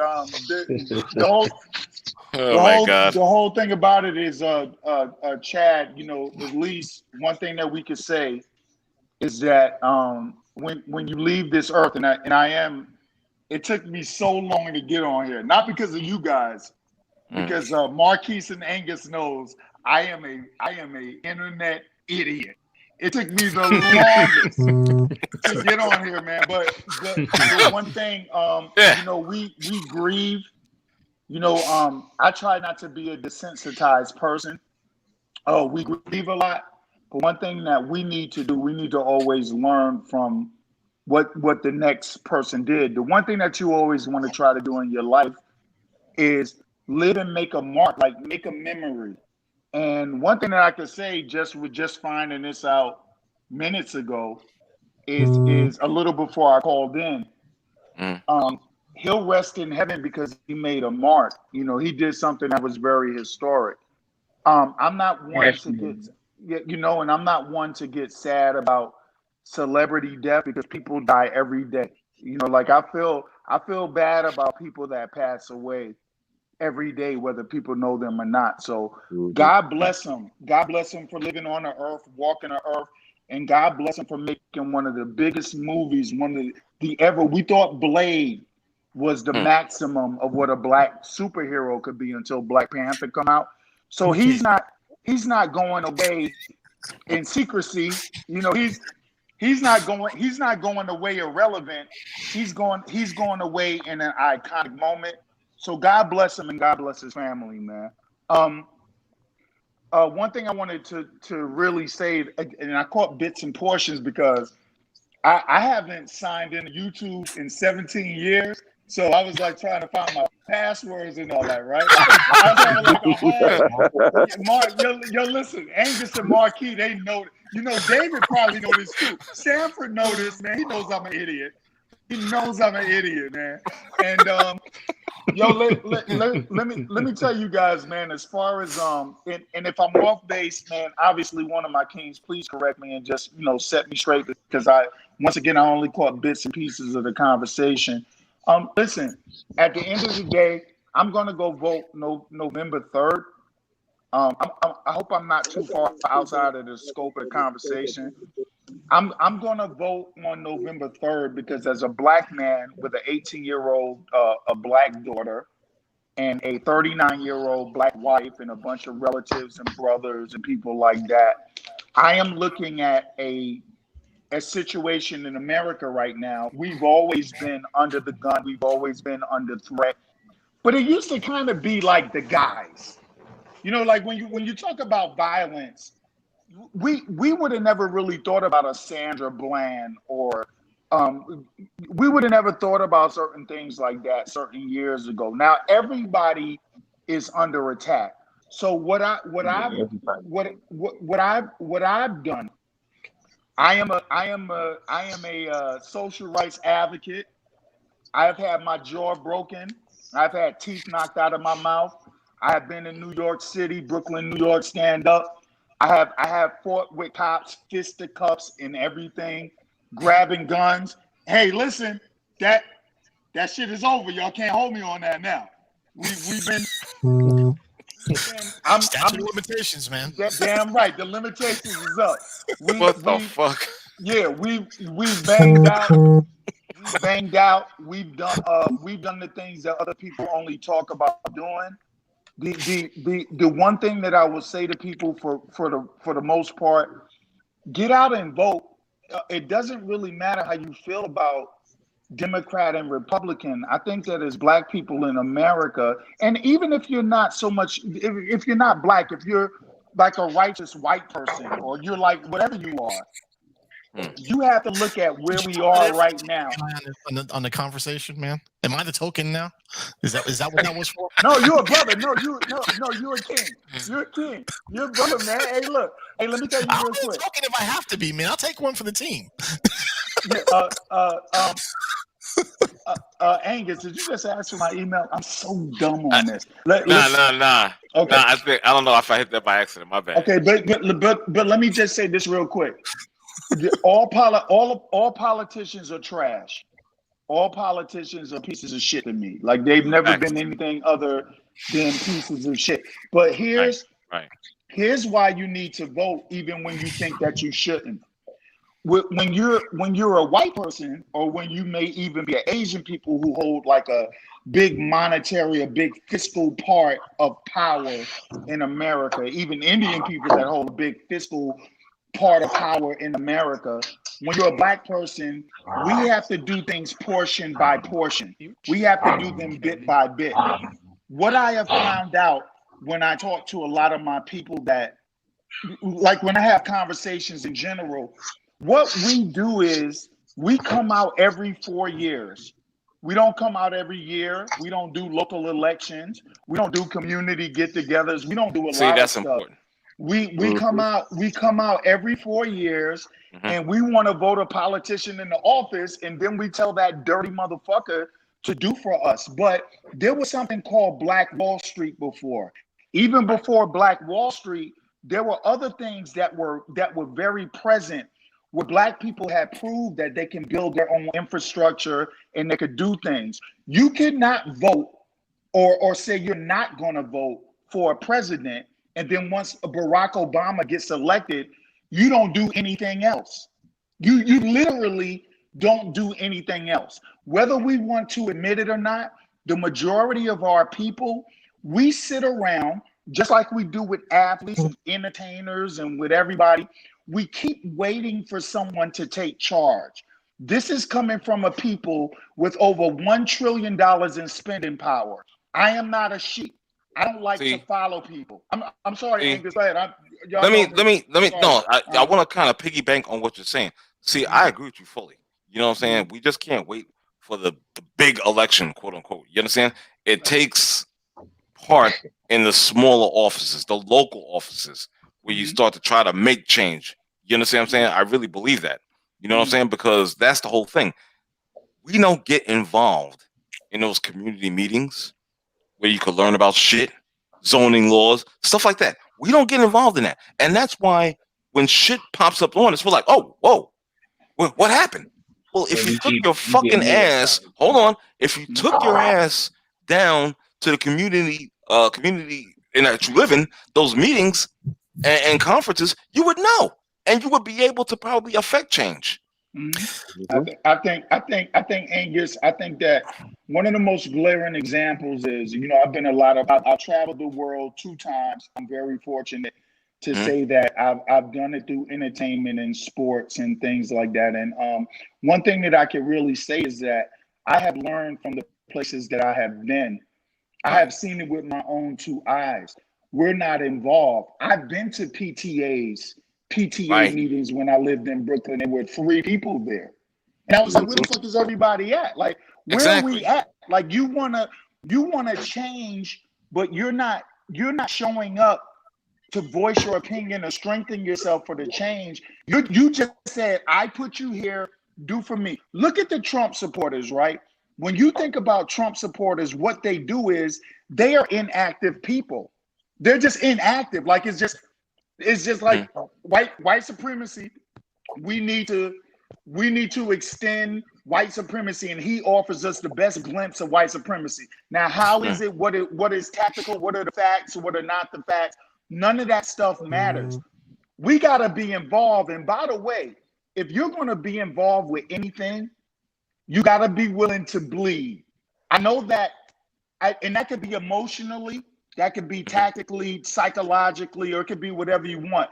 You have to be literally willing to bleed. Until I hear people talking about being willing to bleed, I don't pay anybody any mind. On November 3rd, I'm gonna go vote. If you don't vote, then you don't vote. But just remember this though. Trump is not your average politician. Trump is resurrecting the same people that every single black male in America, they said that in 2016, 13% of college educated black men actually voted for Donald Trump. I went and I checked that out because I didn't think that could possibly be possible. No, I want you guys to go. Right. Wow. So with that being said, Trump is standing right behind people right now. And if you think that there's not a civil war coming, if you're busy, you too busy with your J's and you in the strip club and you doing all this. Yo, let me tell you what I do every weekend. I go in the woods with my brothers. We train like the army. Right. That's what we've been doing. Smart. If you're not willing to do that, then shut the fuck up. If you don't vote, brother, it's all good. I'm not going to talk anyone down that doesn't vote. I'm not going to knock your opinion on politicians, but I'm going to tell you what I'm going to do. I'm going to vote because here's the thing. I believe that if we all get together, we can make any politician a one-term politician. Mitch McConnell is in power in Kentucky because he feeds his constituents, right? We have gotten things done. Sports and politics, athletes have been, since John Carlos and them, and even before that, Muhammad Ali, we do get things done. But you can't look at an athlete and you can't go, this is the end all. They are just one portion of what we're all supposed to be doing. Now, I'm Angus and Marky, I'm a shut down, but let me tell you real quick. I was watching this video, and it's just one of 1,000.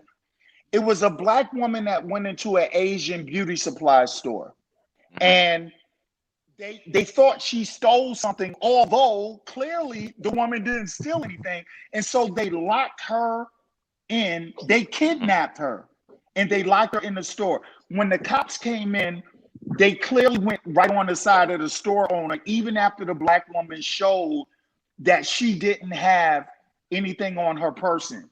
They kept this black woman in front of her daughter, handcuffed, for about 15 minutes after they realized she didn't steal anything.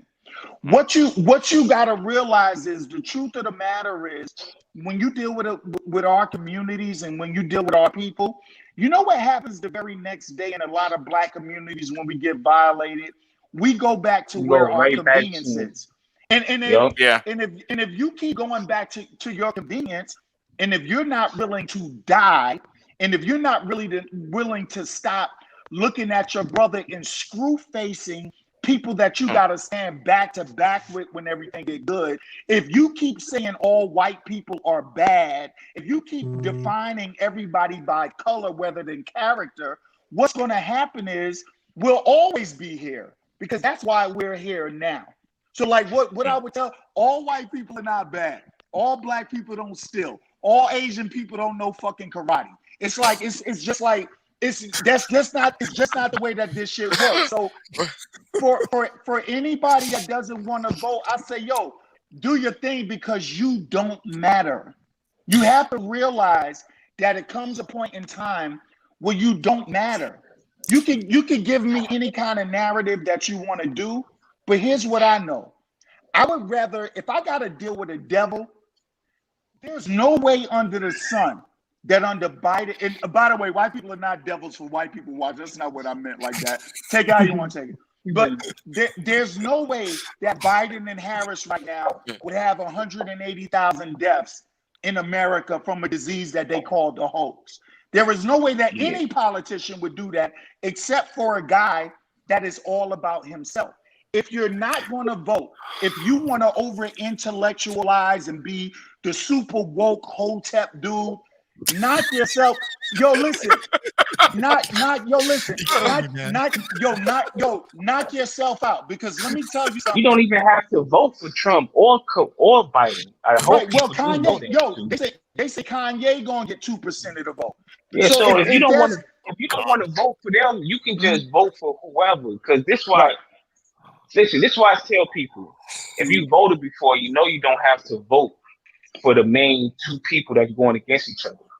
There's other people that's running, and you could just vote. And then if you feel good that you didn't put, Trump or Biden in the office or whoever, then just walk out feeling good that you didn't put the madness in there, that you voted against it. And that's it. I think we need to do that too, because listen, I'm not trying to hear nobody. I'm not voting for Joe Biden or Kamala. I can't do it. I cannot do it, my G. That's fine. Yo, King, I don't even know who's talking, because I can't see whose lips are moving at this point in time. It's probably them 10 Miller Lights that I have. But let me tell you real quick. Yo, listen. If you don't vote, you simply don't matter. I don't even say that disrespectfully. I don't vote it, but I don't have to vote for Trump or Biden. That's what I'm telling people. Well, listen, brother. I can take a left. I can take a right. I can do whatever I'm going to do. You can still vote without voting for both of them. No, I get it. That's what people don't understand. In this situation, the president of the United States is sanctioning the law enforcement of the United States to grab you by your shirt while you walk to your car and shoot you in your back 7 times. In this particular situation, the president of the United States is endorsing taking the picture that Barack was after it, Bush was after it. Everybody has been under your picture, but nobody has done it quite like this. In this situation, the only thing he has done is hiding the contradiction of what's been going on. No, but that's Kamala Harris has a worse freaking track record than Donald Trump and Joe Biden. They are career racists, my G. I'm just not trying to hear about them too. If you don't want to vote for Trump, vote for somebody else. Do not vote. You can't be a black man voting for Joe Biden and Kamala Harris. I vote for Idi Amin before I vote for Kamala Harris. You said you vote for who? Idi Amin. So let me now. What is your name, sir? Because I don't know anybody's name. Yeah, you. This. Oh, you're talking about the other guy. No, I'm talking about you with the cool black T-shirt on and the cool headphones on. Hey, Eric. Let me ask you. How do you compare Kamala to Idi Amin? Do you know the history of Idi Amin? Okay, so how do you equate Kamala Harris to Idi Amin? She made more black men suffer than he did. Yeah, she put more black people in prison than he did by a long Idi Amin did genocide. How many people? Time out, Eric. With all due respect, how many people did Kamala Harris execute? Oh, plenty. Okay. Let me throw this one in. Okay, so what's the difference between that she kept on death row, even though she knew they were innocent? They were more than Idi Amin. They were more than Idi Amin, Eric. If you take the totality of the people that she either put in prison directly or kept in prison illegally, yes, it was more than Idi Amin. Because the federal government. First of all, hold on. Let's do it one at a time. Hold on. I got that. Hold on, Dane. Bishop. Hold on. Before he start going too far, too deep in the hole, you might want to fact check. But you might want to fact check that, because we here to get facts and not rhetoric. So you might hold on. Okay, let's not overtalk each other. Okay, let's keep it. No. Somewhat civilized. I wasn't over talking. I just don't like when people speak out of term. You understand what I'm saying? I'm correcting him. I'm not over talking him. You're right. No, he's right. I will correct myself. Thank you for that. I was being partially facetious about that. It was a bit of hyperbole there just for comedy. However, you're correct, sir. However, given the candidates that are out there now, she is the worst by far. When Biden picked her, he put a bullet in his own head. There's no way he's going to win this election. He should have picked Susan Rice as a running mate. He picked quite possibly the worst possible choice of running mate out there. I don't know that he could have picked anybody worse. Maybe me. Listen, that's about it. Let's jump in here, Eric. I'm not trying to tell anybody who to vote for. I don't want to tell anybody who to vote for, but I'm going to say this. The state of California executed people. The state of California. See, Kamala Harris wasn't the state of California. She was an employee of the state of California. Yes, she was the attorney general who actually had bosses, like the governor, okay, and the lieutenant governor. And the assembly for the state of California. So what I'm saying is this. What I'm saying is, again, I don't care whether you want to vote for or not. That's not my point. My point is that in a political structure, one person can't do anything by themselves. Now, that person might be the person they put out there to be the face of that political structure. That person might have to stand out there and take the slings and arrows. But who got the Kamala Harris by herself did not. You can make that same argument about Trump then. You know what? Can't do everything by himself. Trump has limited powers, despite what everybody likes to believe. A president actually has very limited powers. Yeah, I know that. And I hold all accountable who are supporting him. Okay, if you want to say she was complicit in it, that's fine. But to continue this narrative that she did this alone, okay, is false. It's false. It's not remotely factual, and that's the part that pisses me off. Is because people want to keep saying that the black woman who was part of a system. She's not even black, my thing. She is black. Yo, hey, listen, I'm about to get off the phone. If I hear a black man saying that she's a black woman, y'all stay delusional, yo. Y'all stay delusional, dude. I can't even do it no more. I can't even do it. But listen though, and I think. And bro, I don't know who's saying that, but yo, that's fine. That's how you feel. That's fine. If you come from a background where other people's opinion doesn't get you in a bunch, then that's fine. But at the end of the day, it doesn't matter. That's what I'm saying. Like Eric, I'm gonna get you in a second. The reason that politicians have a tendency to get in office and run amok is because once the people do presidential stuff, the people clock out. That's the reason. Now, Eric, let me say something to you really quickly. Your observations of Donald Trump. I mean, with all due respect to my brothers, because I ride or die for this show to the end.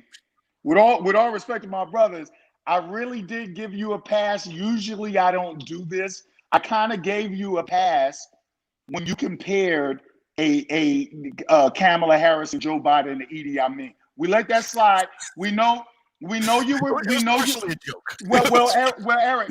But let me be honest with you. We know that you're being facetious, but you gotta forgive us, Eric, if we're kind of underwhelmed by facetiousness because we're getting shot in the back. You gotta kind of. No, I get you. I'm not attacking you. I'm not attacking you. You can't attack me. I don't take anything offensively. Well, that's great.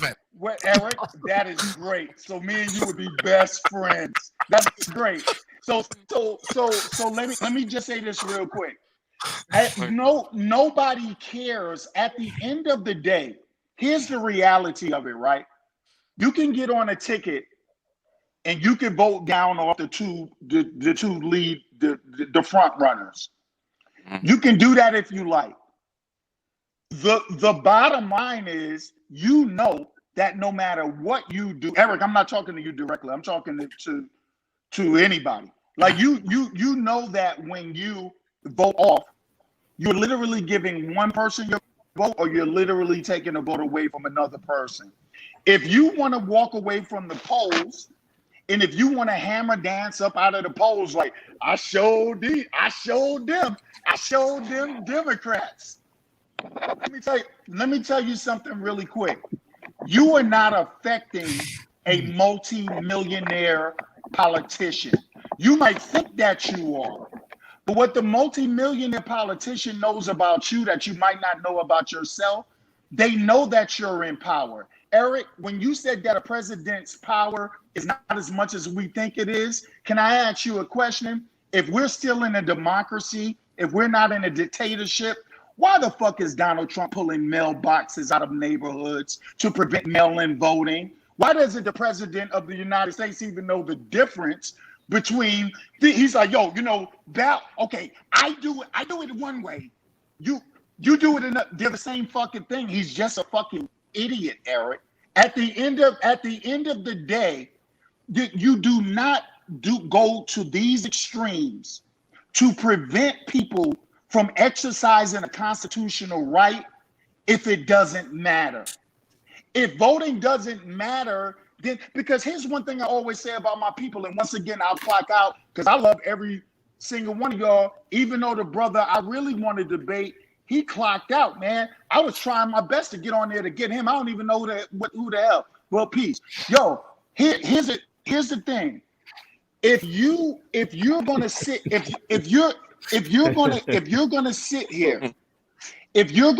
here and you're gonna not, when it comes to my people or when it comes to anybody else, I could step on a black man's shoe and we could get into a fight over it. I could go to a club and I could look at one of my brothers and we can get into a fight over it. We don't let nobody take nothing from us. We don't let nobody violate us. We stand up for ours every single time. But yet still, right now, we have a president that is challenging your constitutional right to vote, and you don't care. You would give me more resistance if I bumped into you in a club. You're like, you bump. You know how we do. You be doing all this in the club. If I bumped into, time out, and I hear you if that's not the case. Let me tell you something, brother. I'm in the entertainment game. My case is mine, yours is yours. Peace and love to you. But out of all the times that you're not going to let somebody take something from you, this is the one time that we're sitting up here going, yo, you know, Trump gave them HBCUs a ticket. You ain't do your research on Trump and the HBCUs because he's not even the one. His administration is not even the one that passed those bills. We sit up here and we talk a lot, but we don't do enough. So I'm just telling people, if you don't vote, if you don't believe in whatever, I'm not going to sit up here and debate you or talk you down or call you out of your name. That's like pissing in the wind. But in November 3rd, I have to vote for one of two people. Not down the line. Can I say something? No, you can't. But let me close and I won't say nothing else. I'm not going to go write in Master Raheem. I'm not going to vote and write in motherfucking Kung Fu Chuck. Like, I'm not going to go and write it. I'm going to vote for the two people that control the destiny of my family, my child, and my mother's and father's pension. I'm going to go for that, and I'm going to hold them accountable. I'm not going to let a politician get in office and forget to vote for my alderman or my sheriff or my local congressman or my local politician or even my HOA committee. I'm going to stay involved. And if everybody did that, we would not be sitting here talking about why politicians don't pay us attention. Because obviously when black people get shit together, they blow your shit up and they kill you. Because that $1 trillion is a threat. And I don't care which one of y'all kings is on the phone. Eric, you a king. I don't know if anybody ever call you a king. You're a king, motherfucker. If everybody, everybody, I'm not a fan of monarchy, but I'll take it. Yeah, no doubt. But yo, listen, if we got our shit together, we would not be sitting here talking. We would not be sitting here talking reckless. We would just be like, yo, we get our shit together. I want my shit together with my brothers and my sisters. I want my shit together with somebody so intimidated by me, they think they gotta kill me. That's what I want, and that's that. Okay, brother. I respect that. I didn't say anything. I didn't say anything about people not voting. I never said that. I didn't say anything about writing in votes. I didn't say that either. If you're looking at the political environment, no one even asked the question, How do we get to Donald Trump here? You're talking about malfeasance from the past administration, the one before that, the one before that, the one before that. None of these people have been checked. They don't even check. They don't even check themselves.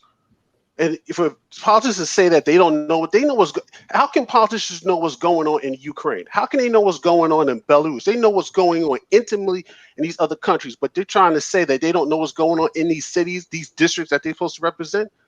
That's a lie. That's malfeasance on their behalf. It shouldn't come down to athletes having a boycott. It shouldn't come down. And another thing is that when we're talking about voting, and like I said, I'm not telling anyone not to vote. I have voted in the past. I'm saying this: if Biden loses, and I can tell you, if he loses, he's going to lose.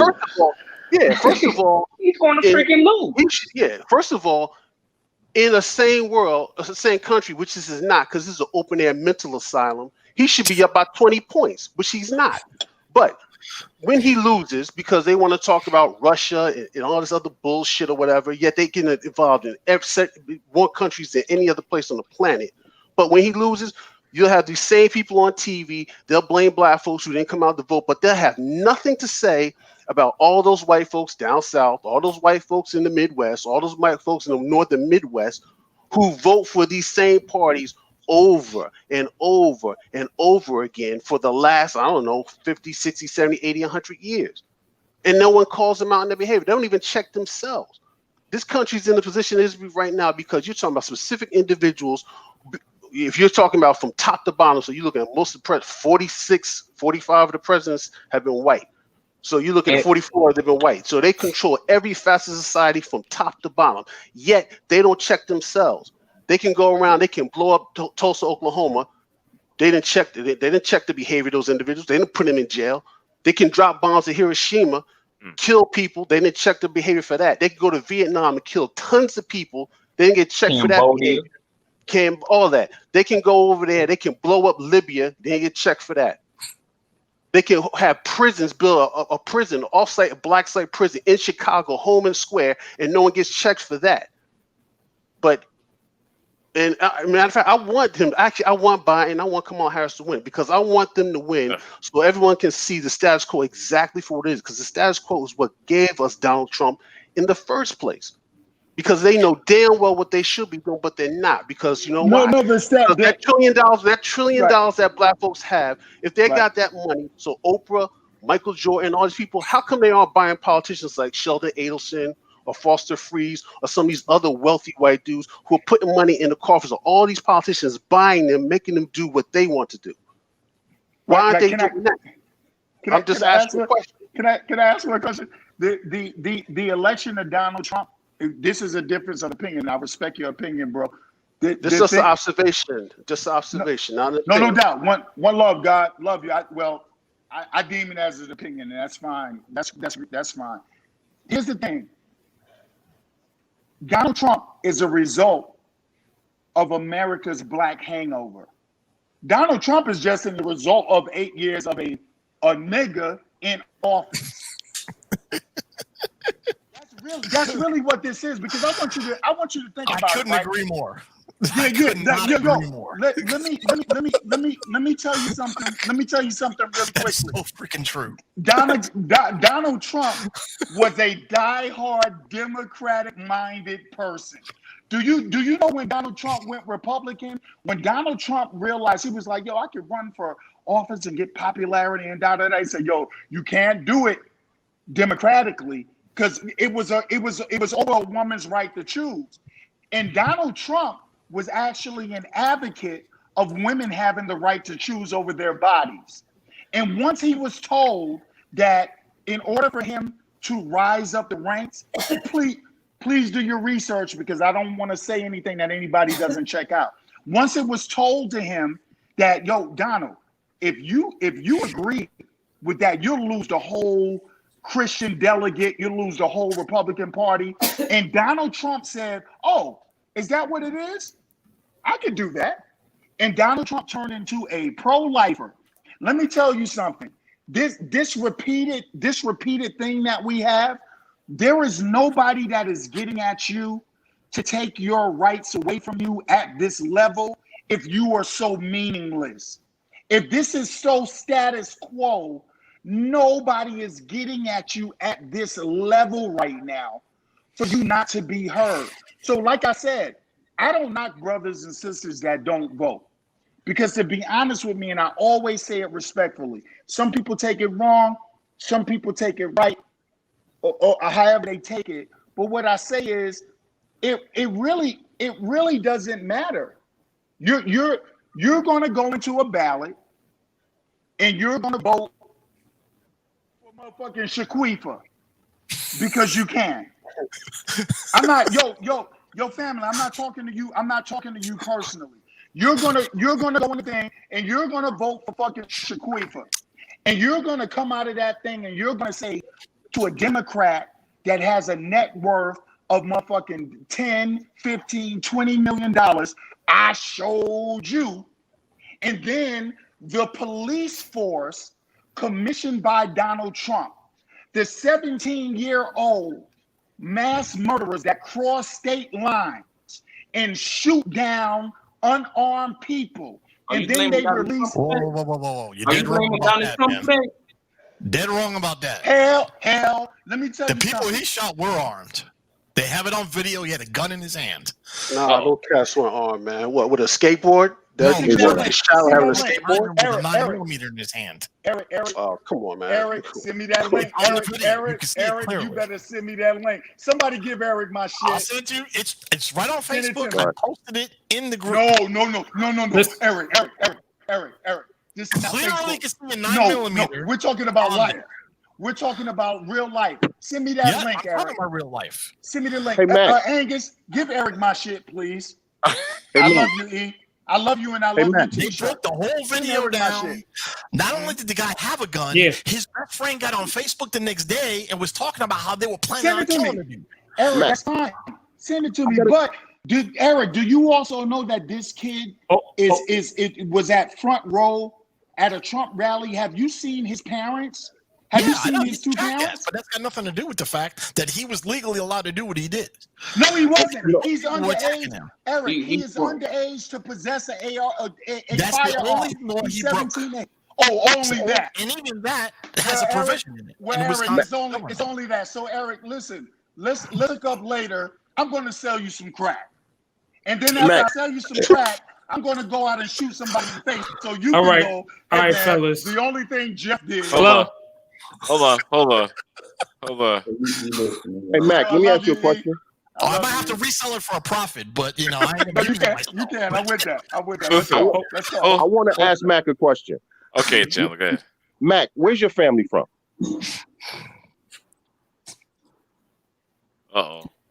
New York. I'm asking this for a reason. And the Carolinas.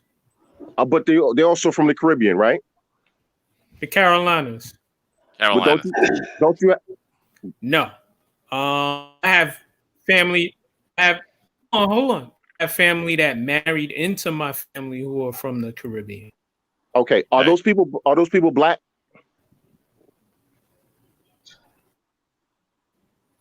You're breaking up. Some are black and some are Afro Latino. Okay. So Jamaicans are black. Last I checked. Guyanese are black. Trinidadians are black, right? I'm just asking. What about Cubans? Right. Because my grandfather is blacker than Rodney. Because man. Yeah. My point is, and because of the slave trade, and Ronan can fact check me on this, because of slave trade, we proliferated to a lot of places, okay? And they are part of our black community. But suddenly, being Jamaican doesn't make you black.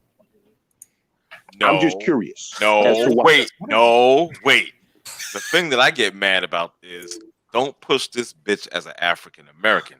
That's the difference. Her father was Jamaican American. Listen, I can agree. She's Jamaican. She's Jamaican. Okay, so you can call her black. So Jamaicans are black. Yeah, but she's not African American. Then you want to say black? I said black woman. So you're gonna sit and tell me black woman. Wait a minute. But I said black woman. Wait. No. You're gonna sit. Hold on. You're gonna sit here and You're gonna sit here and tell me that they don't push this African American bullshit about her? Really? Oh, no. That's not what I'm saying. I didn't see. I never used the word African American. I had said black woman, right? I said black woman. Black don't mean that she went through the same experience as there are people saying she's not black. She's not. That's my point. She's being called not black. She's Jamaican. I hate to even kick over the anthill of what the hell does it even mean to be black, because technically it has no scientific meaning whatsoever. Thank you, Eric. Thank you, Eric. It's not real. Race is not real, and I can prove it scientifically. It's not freaking real. I can prove 1 + 1 doesn't equal 2 mathematically. That doesn't change the fact. No, racism is real. Race is not. My point, I guess I'm trying to make is how we choose to we, and when I say we, I'm saying a collective we. And yeah, I say black people because that's what I've been all my life. So we want, and I'm not going to go down that particular rabbit hole because I can give you a 5 blackboard equation that proves 1 + 1 doesn't equal 2. That doesn't change the facts. I got $2. I got $2. Okay, so we're not going down that rabbit hole. That's a whole other show. All right. My point is that it's funny to me how when we choose to decide who and who we don't want to accept as being black based on whether or not we like them, or based on a narrative that gets pushed by a mainstream media. So I got to push back against that. We far too often in our community, we want to judge each other. Well, you're not black enough. You're not dark enough. You're not this enough. You're not that enough. You're not loud enough. You're not soft enough. You're not educated enough. You're not whatever enough. So what are you doing that then? Huh? What are you doing that? Oh, no, I'm not calming down. I'm just trying to figure out what. No, they told me to calm down. They told me to calm down. They told me to calm down because you know who I just figured out is talking. You know who I just figured out is talking. It's only a couple of guys that get me motivated like that, man. Is that fucking Chandler? Is Chandler talking? That's what's up, Chandler. That's why. What's up, Chandler? That's why I'm doing that. That's why I'm I don't doing feel that, good man. today. Y'all don't feel good today. That's why I got the video blocked. I'm sick in bed, but y'all don't want to see no fat dude in bed. Get him, Chad. You my hero. You my hero. I need your autograph, dog. My hero, I'm just trying to say, man, that we spend too much time debating each other's blackness. If I got a drop of African in me, okay, I'm just saying, if my skin is whatever, I look black, that's how I'm treated in this country. Okay, you understand what I'm saying? We spend far too much time in our community. And again, I'm not specifically talking about her. She's what generated this for me. But this is something that's been going on since I was a kid. And Dave, you know this, and Mac, you know this, and all you know this. Remember the paper bag test? See, there's a lot of people that's too young to remember that. I lived that, right? Okay. Where if you was darker than paper, you was too black. Okay, you wasn't good enough because you was too black. There was a time when you know we had to have straight hair. Okay, if you wanted to marry you a girl with straight hair, she had that good hair. You know, she got that Indian in her. All of that BS. I'm hearing the soundtrack for School Days. Can we stop? Can we just stop that? Can we just stop that can we just stop that? Okay, I ain't talking about who you vote. I ain't talking about nothing. But can we stop that? You black, you black. You black, you black. You part of me. I'm gonna support you as long as you're not a clown. If you're a clown, I don't give a fuck what you look like. I'm getting you up out of here. Why not go one step further? I'm sorry. Why not go one step further? Because you're stopping short of the truth. I gotta stop. Go one more step. It doesn't fucking matter if you're black, because black ain't real. Matters to me. Neither is white. Neither is Asian. Neither is none of that shit. Ain't fucking real. Well, I'm gonna get real ignorant right now. I have to do this shit. I'm gonna get ignorant. Fuck it. I don't care. Angus. I gotta slightly disagree with you on that, because you're saying that it doesn't matter. And it does matter, because whenever I deal with those type of people, that shit is brought to me every fucking time in any interaction I have. It's brought to everybody, Angus. It's brought to listen, man. It's the difference between the African American and the Haitian, bro. I ain't got none of the Haitians. I ain't got none of the Jamaicans, Dominicans. God damn, they be in America and they act like they shit don't stink towards us. And we need to stop ignoring that, man. And I'm getting tired of it. I don't even want to be like that towards people that look like me, but they bring that shit over here, man. You want to sit there and ignore it and be like, well, okay, you're black, so it's okay that you turn your nose up towards me. Listen, If they don't want to get it together with us, then well, stop supporting them. They don't even want to support us at the end of the day. And we all see this. And I mean, it's going to sound weird because you look at my color of my skin, and you're going to think, well, you're not part of us either. And I'm going to say this: there is no fucking us. We is the most dangerous word in the English language. Eric, I'm gonna stop you. I'm gonna stop you because you know why you're not part of us? Because you're not gonna get followed in a good neighborhood in your car. You're not gonna get followed in You're not gonna get stopped in a department store. You're not gonna get followed in a damn department store. You're not gonna get shot because you get pulled over just because of how you look. So miss me with that. Miss me with that. Right now. No, let me jump right on that point because you're absolutely right in what you said, but what you're wrong about is the theory behind it. You're right. How you look is going to make a difference in how people treat you. That's not what I'm saying isn't true. This is why I say racism is absolutely real. Race is not, is what I'm saying. There's a distinction between the two. But that's people treat you differently because they, in their mind, think you are different because you look different is racism. That is absolutely fucking real. That is at the heart of everything we've been talking about. I grew up seeing it, though not, as you pointed out, I have not been subject to it, not even close to probably anybody in this room, because I do look different. But I grew up in the South Bronx. Okay, I saw that shit happening to my friends. I saw it happen to people around me. My ex-wife is black. My son is black. Like I said, my grandfather looks black, and you could consider him black. He's from Cuba, spoke Spanish and English. But he was married to my grandmother, who's from Puerto Rico, and as white gets. And they were considered an interracial couple back in the 40s and 50s. And they were persecuted for that shit, even though they're both from the Caribbean. The point I'm making is this. Racism is absolutely fucking real. But understand the difference between racism and race. Because race is the idea that there's an actual material difference between us because of how we look. And that's the same as saying that two houses built by the same builder are different because they have two different sets of curtains. It's all but that's not what we're talking about because I understand that, and that's not what I'm saying. But the construct of race, yes, that's something that was created. But for the purposes of how we're living today in this country, race is a real thing. So I deal with the reality of the situation because not enough people are going to understand that construct. So I gotta meet people where they are. Okay, I gotta meet people where they are. Okay, what in this country, what the situation is, there are racists. Okay, there's racism and there's racism. That is how America's right now, whether you like it or not, whether you agree or not, whether we can bring up facts and theses and everything else to prove it. At the end of the day, it is what it is. So let me deal with the reality of what America is right now. Okay, and in this America, in my black community. Because there are black communities, there are white communities, there are Asian communities, there are Indian communities, there are all these communities who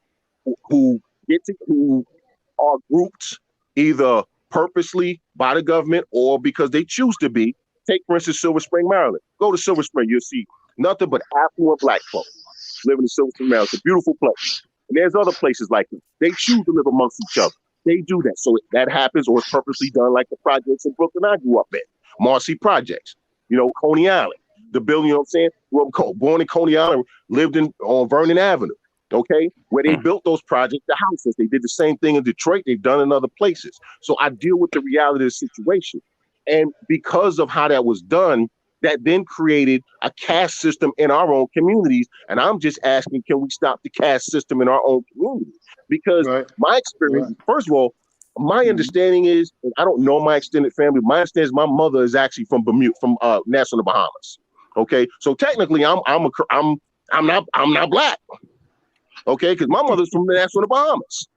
You understand what I'm saying? Now I don't know those people. I don't know those people. African American experience. That's the difference between us and the people from the islands. Listen, I just want to say this, man.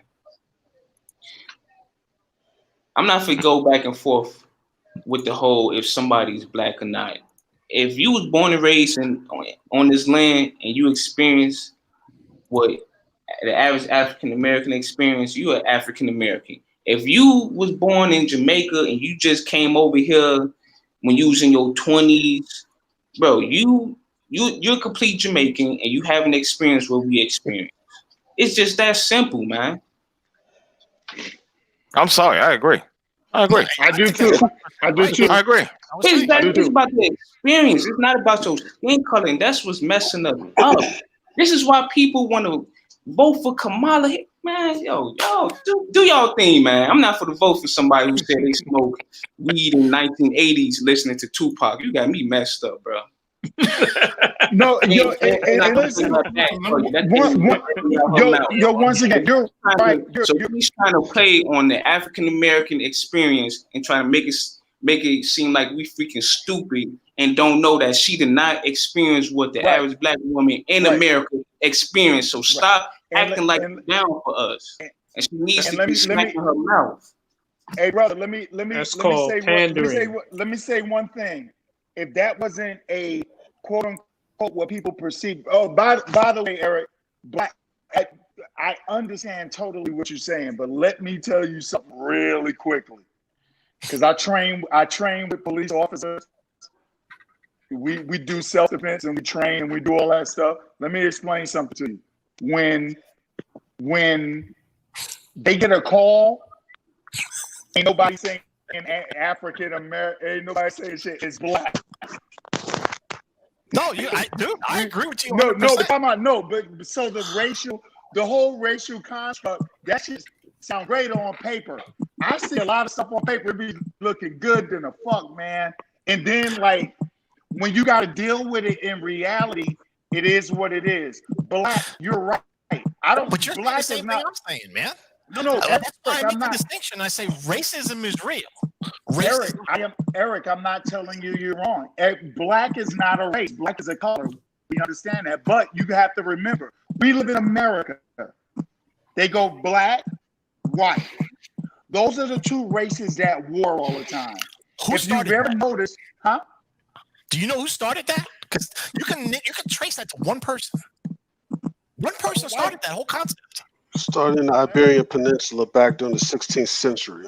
Actually, no, it didn't. That's great. Yeah, it did. No, it did not. No, it did not. Eric, that is great. The history is great. What's the point of the history? What does that mean? Is that the very concept that you're talking about, which I think we're on the same page, we're actually agreeing with each other, because when you the things that you're saying and the previous gentleman said is when I say racism is real, that's exactly what I'm talking about. The fact that people see race as real is racism. What I'm saying though is this. The reason that we even have a concept of this right now, the reason there was person who came up with the concept of Caucasian, African, Mongoloid, Asian. That was one guy who did this in the 1800s. Who I know you're talking about trade. He did it specifically to give a quote unquote scientific basis for slavery, and he did this at the beginning. He actually started with skulls and put pebbles in them to measure the cranium size to create an argument to say that white people had bigger brains and therefore were superior. It was all bull. Eric, that is scientifically great. Let's get to the portion of where all of that translates to motherfuckers getting shot because of the color of the shit. That's all we want to know about. I want to know about nothing else. I'm gonna put a nice hold on. I'm gonna put a nice bow in this all because this comes full circle. The reason why it's important to know that, even though that's not gonna affect with how people are gonna treat you, you're absolutely right about that. But it's important to know that because this is the root cause of why you talk about this stratification amongst the black community. That's why it exists. It's because of this. And the only way you're gonna cure that is to see it for what it is. You're never going to get rid of it until you start talking about the reality of what it actually is. That's the only cure for the bullshit. Okay, I gotta jump in because I've listened. No, wait, let David. Oh man, I'll wait for David to go. Go ahead, David. So I'm about to open up a can of worms on this. Oh Lord, do it. We sat here and we talked about what is the African American experience and who has a right to claim the African American experience. And so we talked about the average. What is the African American experience exactly? Because if you are what would be deemed as African American and you did not live in the hood and you did not have or be subjected to a lot of the things that the quote unquote average African American experience, does that make you not African American? because we look at someone like who had an experience that Kamala Harris might have had, and we say that's different than a lot of. It was in Canada. I'm talking about though a person like a Kamala Harris, okay, who may not have had the same experiences that the people that we know had, but do we say that that person is not African American solely because they did not share experiences? What is the African American? You have to be sympathetic to us. If you're not sympathetic, no, this is have to discredit you. Listen, let me make my point. Hold on. Let me make I listened for a long time. Let me make this point because. If you go back to the 1980s, the most popular show on TV was The Cosby Show. Many people did not feel that it was representative of an African American experience. Now, I can tell you that growing up, and Roger, you knew me for child. For sure. The house that I grew up in was very large. My parents were professionals. And the people that my father was a musician as well as an educator. The people that I knew growing up were the children of doctors, lawyers, all of those things. The same thing as Bill Cosby and the Huxtables. But many people felt that, well, that's not real. That's Hollywood. That's not real African American experience. Just because they did not share those same experiences as a lot of the people watching the show. But I think we get into a danger when we try to define what is African American experience. Let me you can be, because and I'll let you go, Rodney. I just wanted to make this point. African American experiences vary, and they are very different from place to place. But I think we run the risk of getting ourselves in trouble when we identify African American experience with suffering, when we identify it with poverty, when we identify it with people who have been oppressed. And we say that is the true African American experience, when it is not. It is a part of the African American experience. And sometimes we get into that, well, you're not Black enough because you haven't struggled. You're not Black enough because you haven't lived in the same conditions that I have lived in. And that's dangerous. So I agree about the sympatheticness, because you can not have that experience but still be, sympathetic or empathetic to people. But I think that we do this too much to each other, where we say that, well, that person doesn't speak for me because they didn't share my experiences, or they're not Black enough, or so I think I understand the point that's being made. I understand, Rodney, I understand your point. But I think we need to get away from identifying who is Black enough, who is African American, and based upon people who have different experiences, because that's different. I just have one thing to say. I hear what you're saying. I get it. But at the same time, and this is just my personal experiences, is that whole Jamaican or Haitian or wherever island you coming from to come here, that's thrown in my face. I can't speak for everybody else on this line. That's thrown. Hold on, brother. Hold on. Let me finish, Dom. That's thrown in my face. You understand? There's been many times I have interactions at work or whatnot, and they come over here with their BS or whatnot, like they higher than thou. You understand? All based off their island heritage. I don't dig that. I don't like that. And I make it clear to them in my actions, I don't like it. I come off as threatening. You I don't understand? like it either. Right. I agree with you. I don't like it either when we do that. That is part of that separation that's going on. So, yeah, I'm going to let you, Joe. I just wanted to respond to what you said. I agree with you wholeheartedly. Yeah, don't. Yeah, like I said, don't bring that shit here. Yeah, I have witnessed it, and believe me, it just takes one police baton up against the side of the head for them to start talking about, we Black. Yeah, I'm with you 100% on that. For sure. But that's my only beef. I think maybe to Eric's point, though, that construction of race has not served us well. Right. Because now we do it to one another.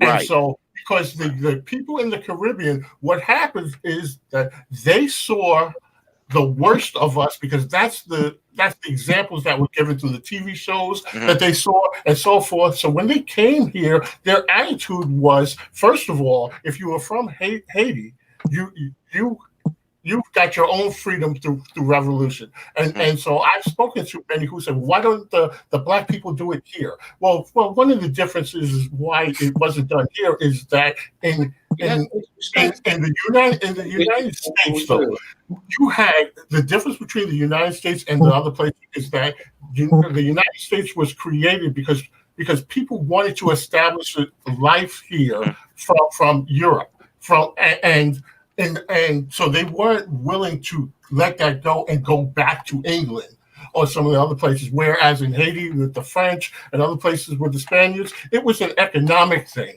And then they bounced when stuff was too difficult.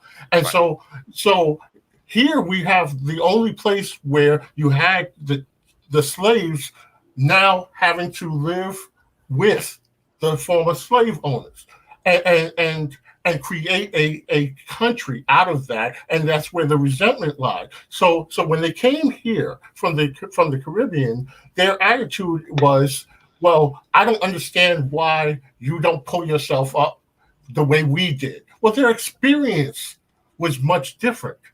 We it's not like the Europeans left after 1865 and said, well, here the country is yours. So that's where a lot of the difference is. But they came here with this attitude of better than, because they didn't understand the conditions that the African American lived in. It's a completely different history. Yes. To your point, you're 100% right about that. And an even bigger point to add to that is what's lost on a lot of people is that long before there was an America, there was slavery. Slavery predates America. Absolutely. And people lose that sometimes. They didn't forget that the identity of this country was built because of slavery. As the people here understood and promoted that freaking ridiculousness, but that's putting it too lightly, that crime against humanity that was committed by those people who were freaking criminals, that was woven into the fabric of this establishment long before there was a concept of democracy, United States, let's break from England, any of that shit all came after. So by that point, you already had several hundred years of institutional terrorism and racism already woven into the fabric of reality. That's the biggest difference in my mind between here and other places, because we hit it right on the freaking head. What happened in the Caribbean was completely different. It was different people, it was different ways that it was done, and it was different reasonings behind it. Exactly. What gives them the right people to come to America and say that, though? Because it's ignorance. Can I say something? You come to America and ask African Americans why they haven't pulled themselves up. My question to you is, why did you even come to America? Why you can't stay home and build that shit up? Absolutely. This is why they come to America and be extremely disrespectful, because black people do not demand respect.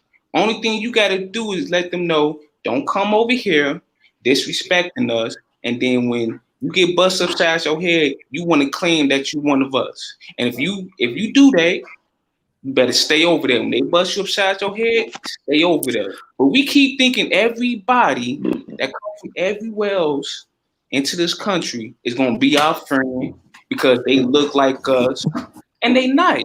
And we still going to do this today because you just got to demand the respect. That's all. We don't want to separate from you. We don't want to talk bad about you. We don't want to do nothing. But do not come to America from Haiti, Dominican Republic, and Trinidad and ask us why we didn't pull ourselves up. Why did you come to this country? Stay in your little island and you fix that up. It's that simple. But to David's point, hold on, Eric. But to David's point, that's not. Why Jamaica? Sorry, Dom. I'm sorry, Dom. But that's not everybody's experience. To Dave's point. Do African Americans go to Jamaica? Hold on, Dom. Fix it up. hold on, Dom. What I'm saying though is the experience that you are describing in your interactions with people from the Caribbean. I'm just going to say the Caribbean as a whole. I'm not going to differentiate. That's not been my experience. That might not have. Dave spoke of experience where he had conversations with people. What I'm saying is, and I'm not saying that you're wrong in what's happening in your experiences or how you feel, Dom. You know me. You and I get at each other, but we respect each other. We don't always agree on everything. We don't always agree on everything, but we don't have to. You know what I'm saying? We respect each other. We don't have to agree. But that's not been my experience, and that is why I said it the way I said it. I'm not saying that you are all wrong in how you feel. I'm just saying that every one of us hasn't had that experience. You understand what I'm saying? So I try not to broad brush because I've met just as many African Americans that born here, raised here, that are bigger clowns than people I've met in other countries. Okay, cats I wish was not part of my community. Okay, I would like to distance myself from him and say, nah, he's not. He ain't part of my damn community. So I try not to broad brush anymore. You understand what I'm saying? There's clowns all over, and the fact that I guess it feeds back into our differentiation of each other or caste system and more in the self-hatred and more into the separation when we should all be working together. That's the part that sucks for me, because based on you guys' experiences and what y'all saying, that feeds right into our separation of each other. And again, we live in these same communities. We live amongst each other, and we can't get together in our own damn communities that we live in, and we all getting treated badly. And it's not all, but in some of those communities, if we live there, we're all being treated badly. And in the midst of all that, we can't even get together. Like, damn, we all getting crapped on. Can we just, get one umbrella, get under the damn umbrella together instead of having 17 umbrellas? Okay, hold on, guys. I gotta shut this down. What? Gotta shut it down. It down. But there will be a part. Yeah, exactly. But we will be back with a part 2 for this. So I'm inviting you all back. You understand? But I gotta shut it down. You know what I'm saying? But I want to. I want to thank all you guys for chiming in, and yeah, it was a great one. I appreciate that. The honesty on race is sorely a conversation that's needed, and we're gonna do this again. Yeah, sure. I just want to clarify with Jeff. Were you calling Eric a motherfucking king or a king motherfucker? I'm trying. I was calling. Hey, look. I think I was calling him king motherfucker. King motherfucker. Okay, all right. I heard the motherfucker. That's it. King as opposed to show the order. They both help my street cred. I'm cool. No, guys, thank you very much. Yes. Great night. Peace out. Let me know, man. For sure. Peace out.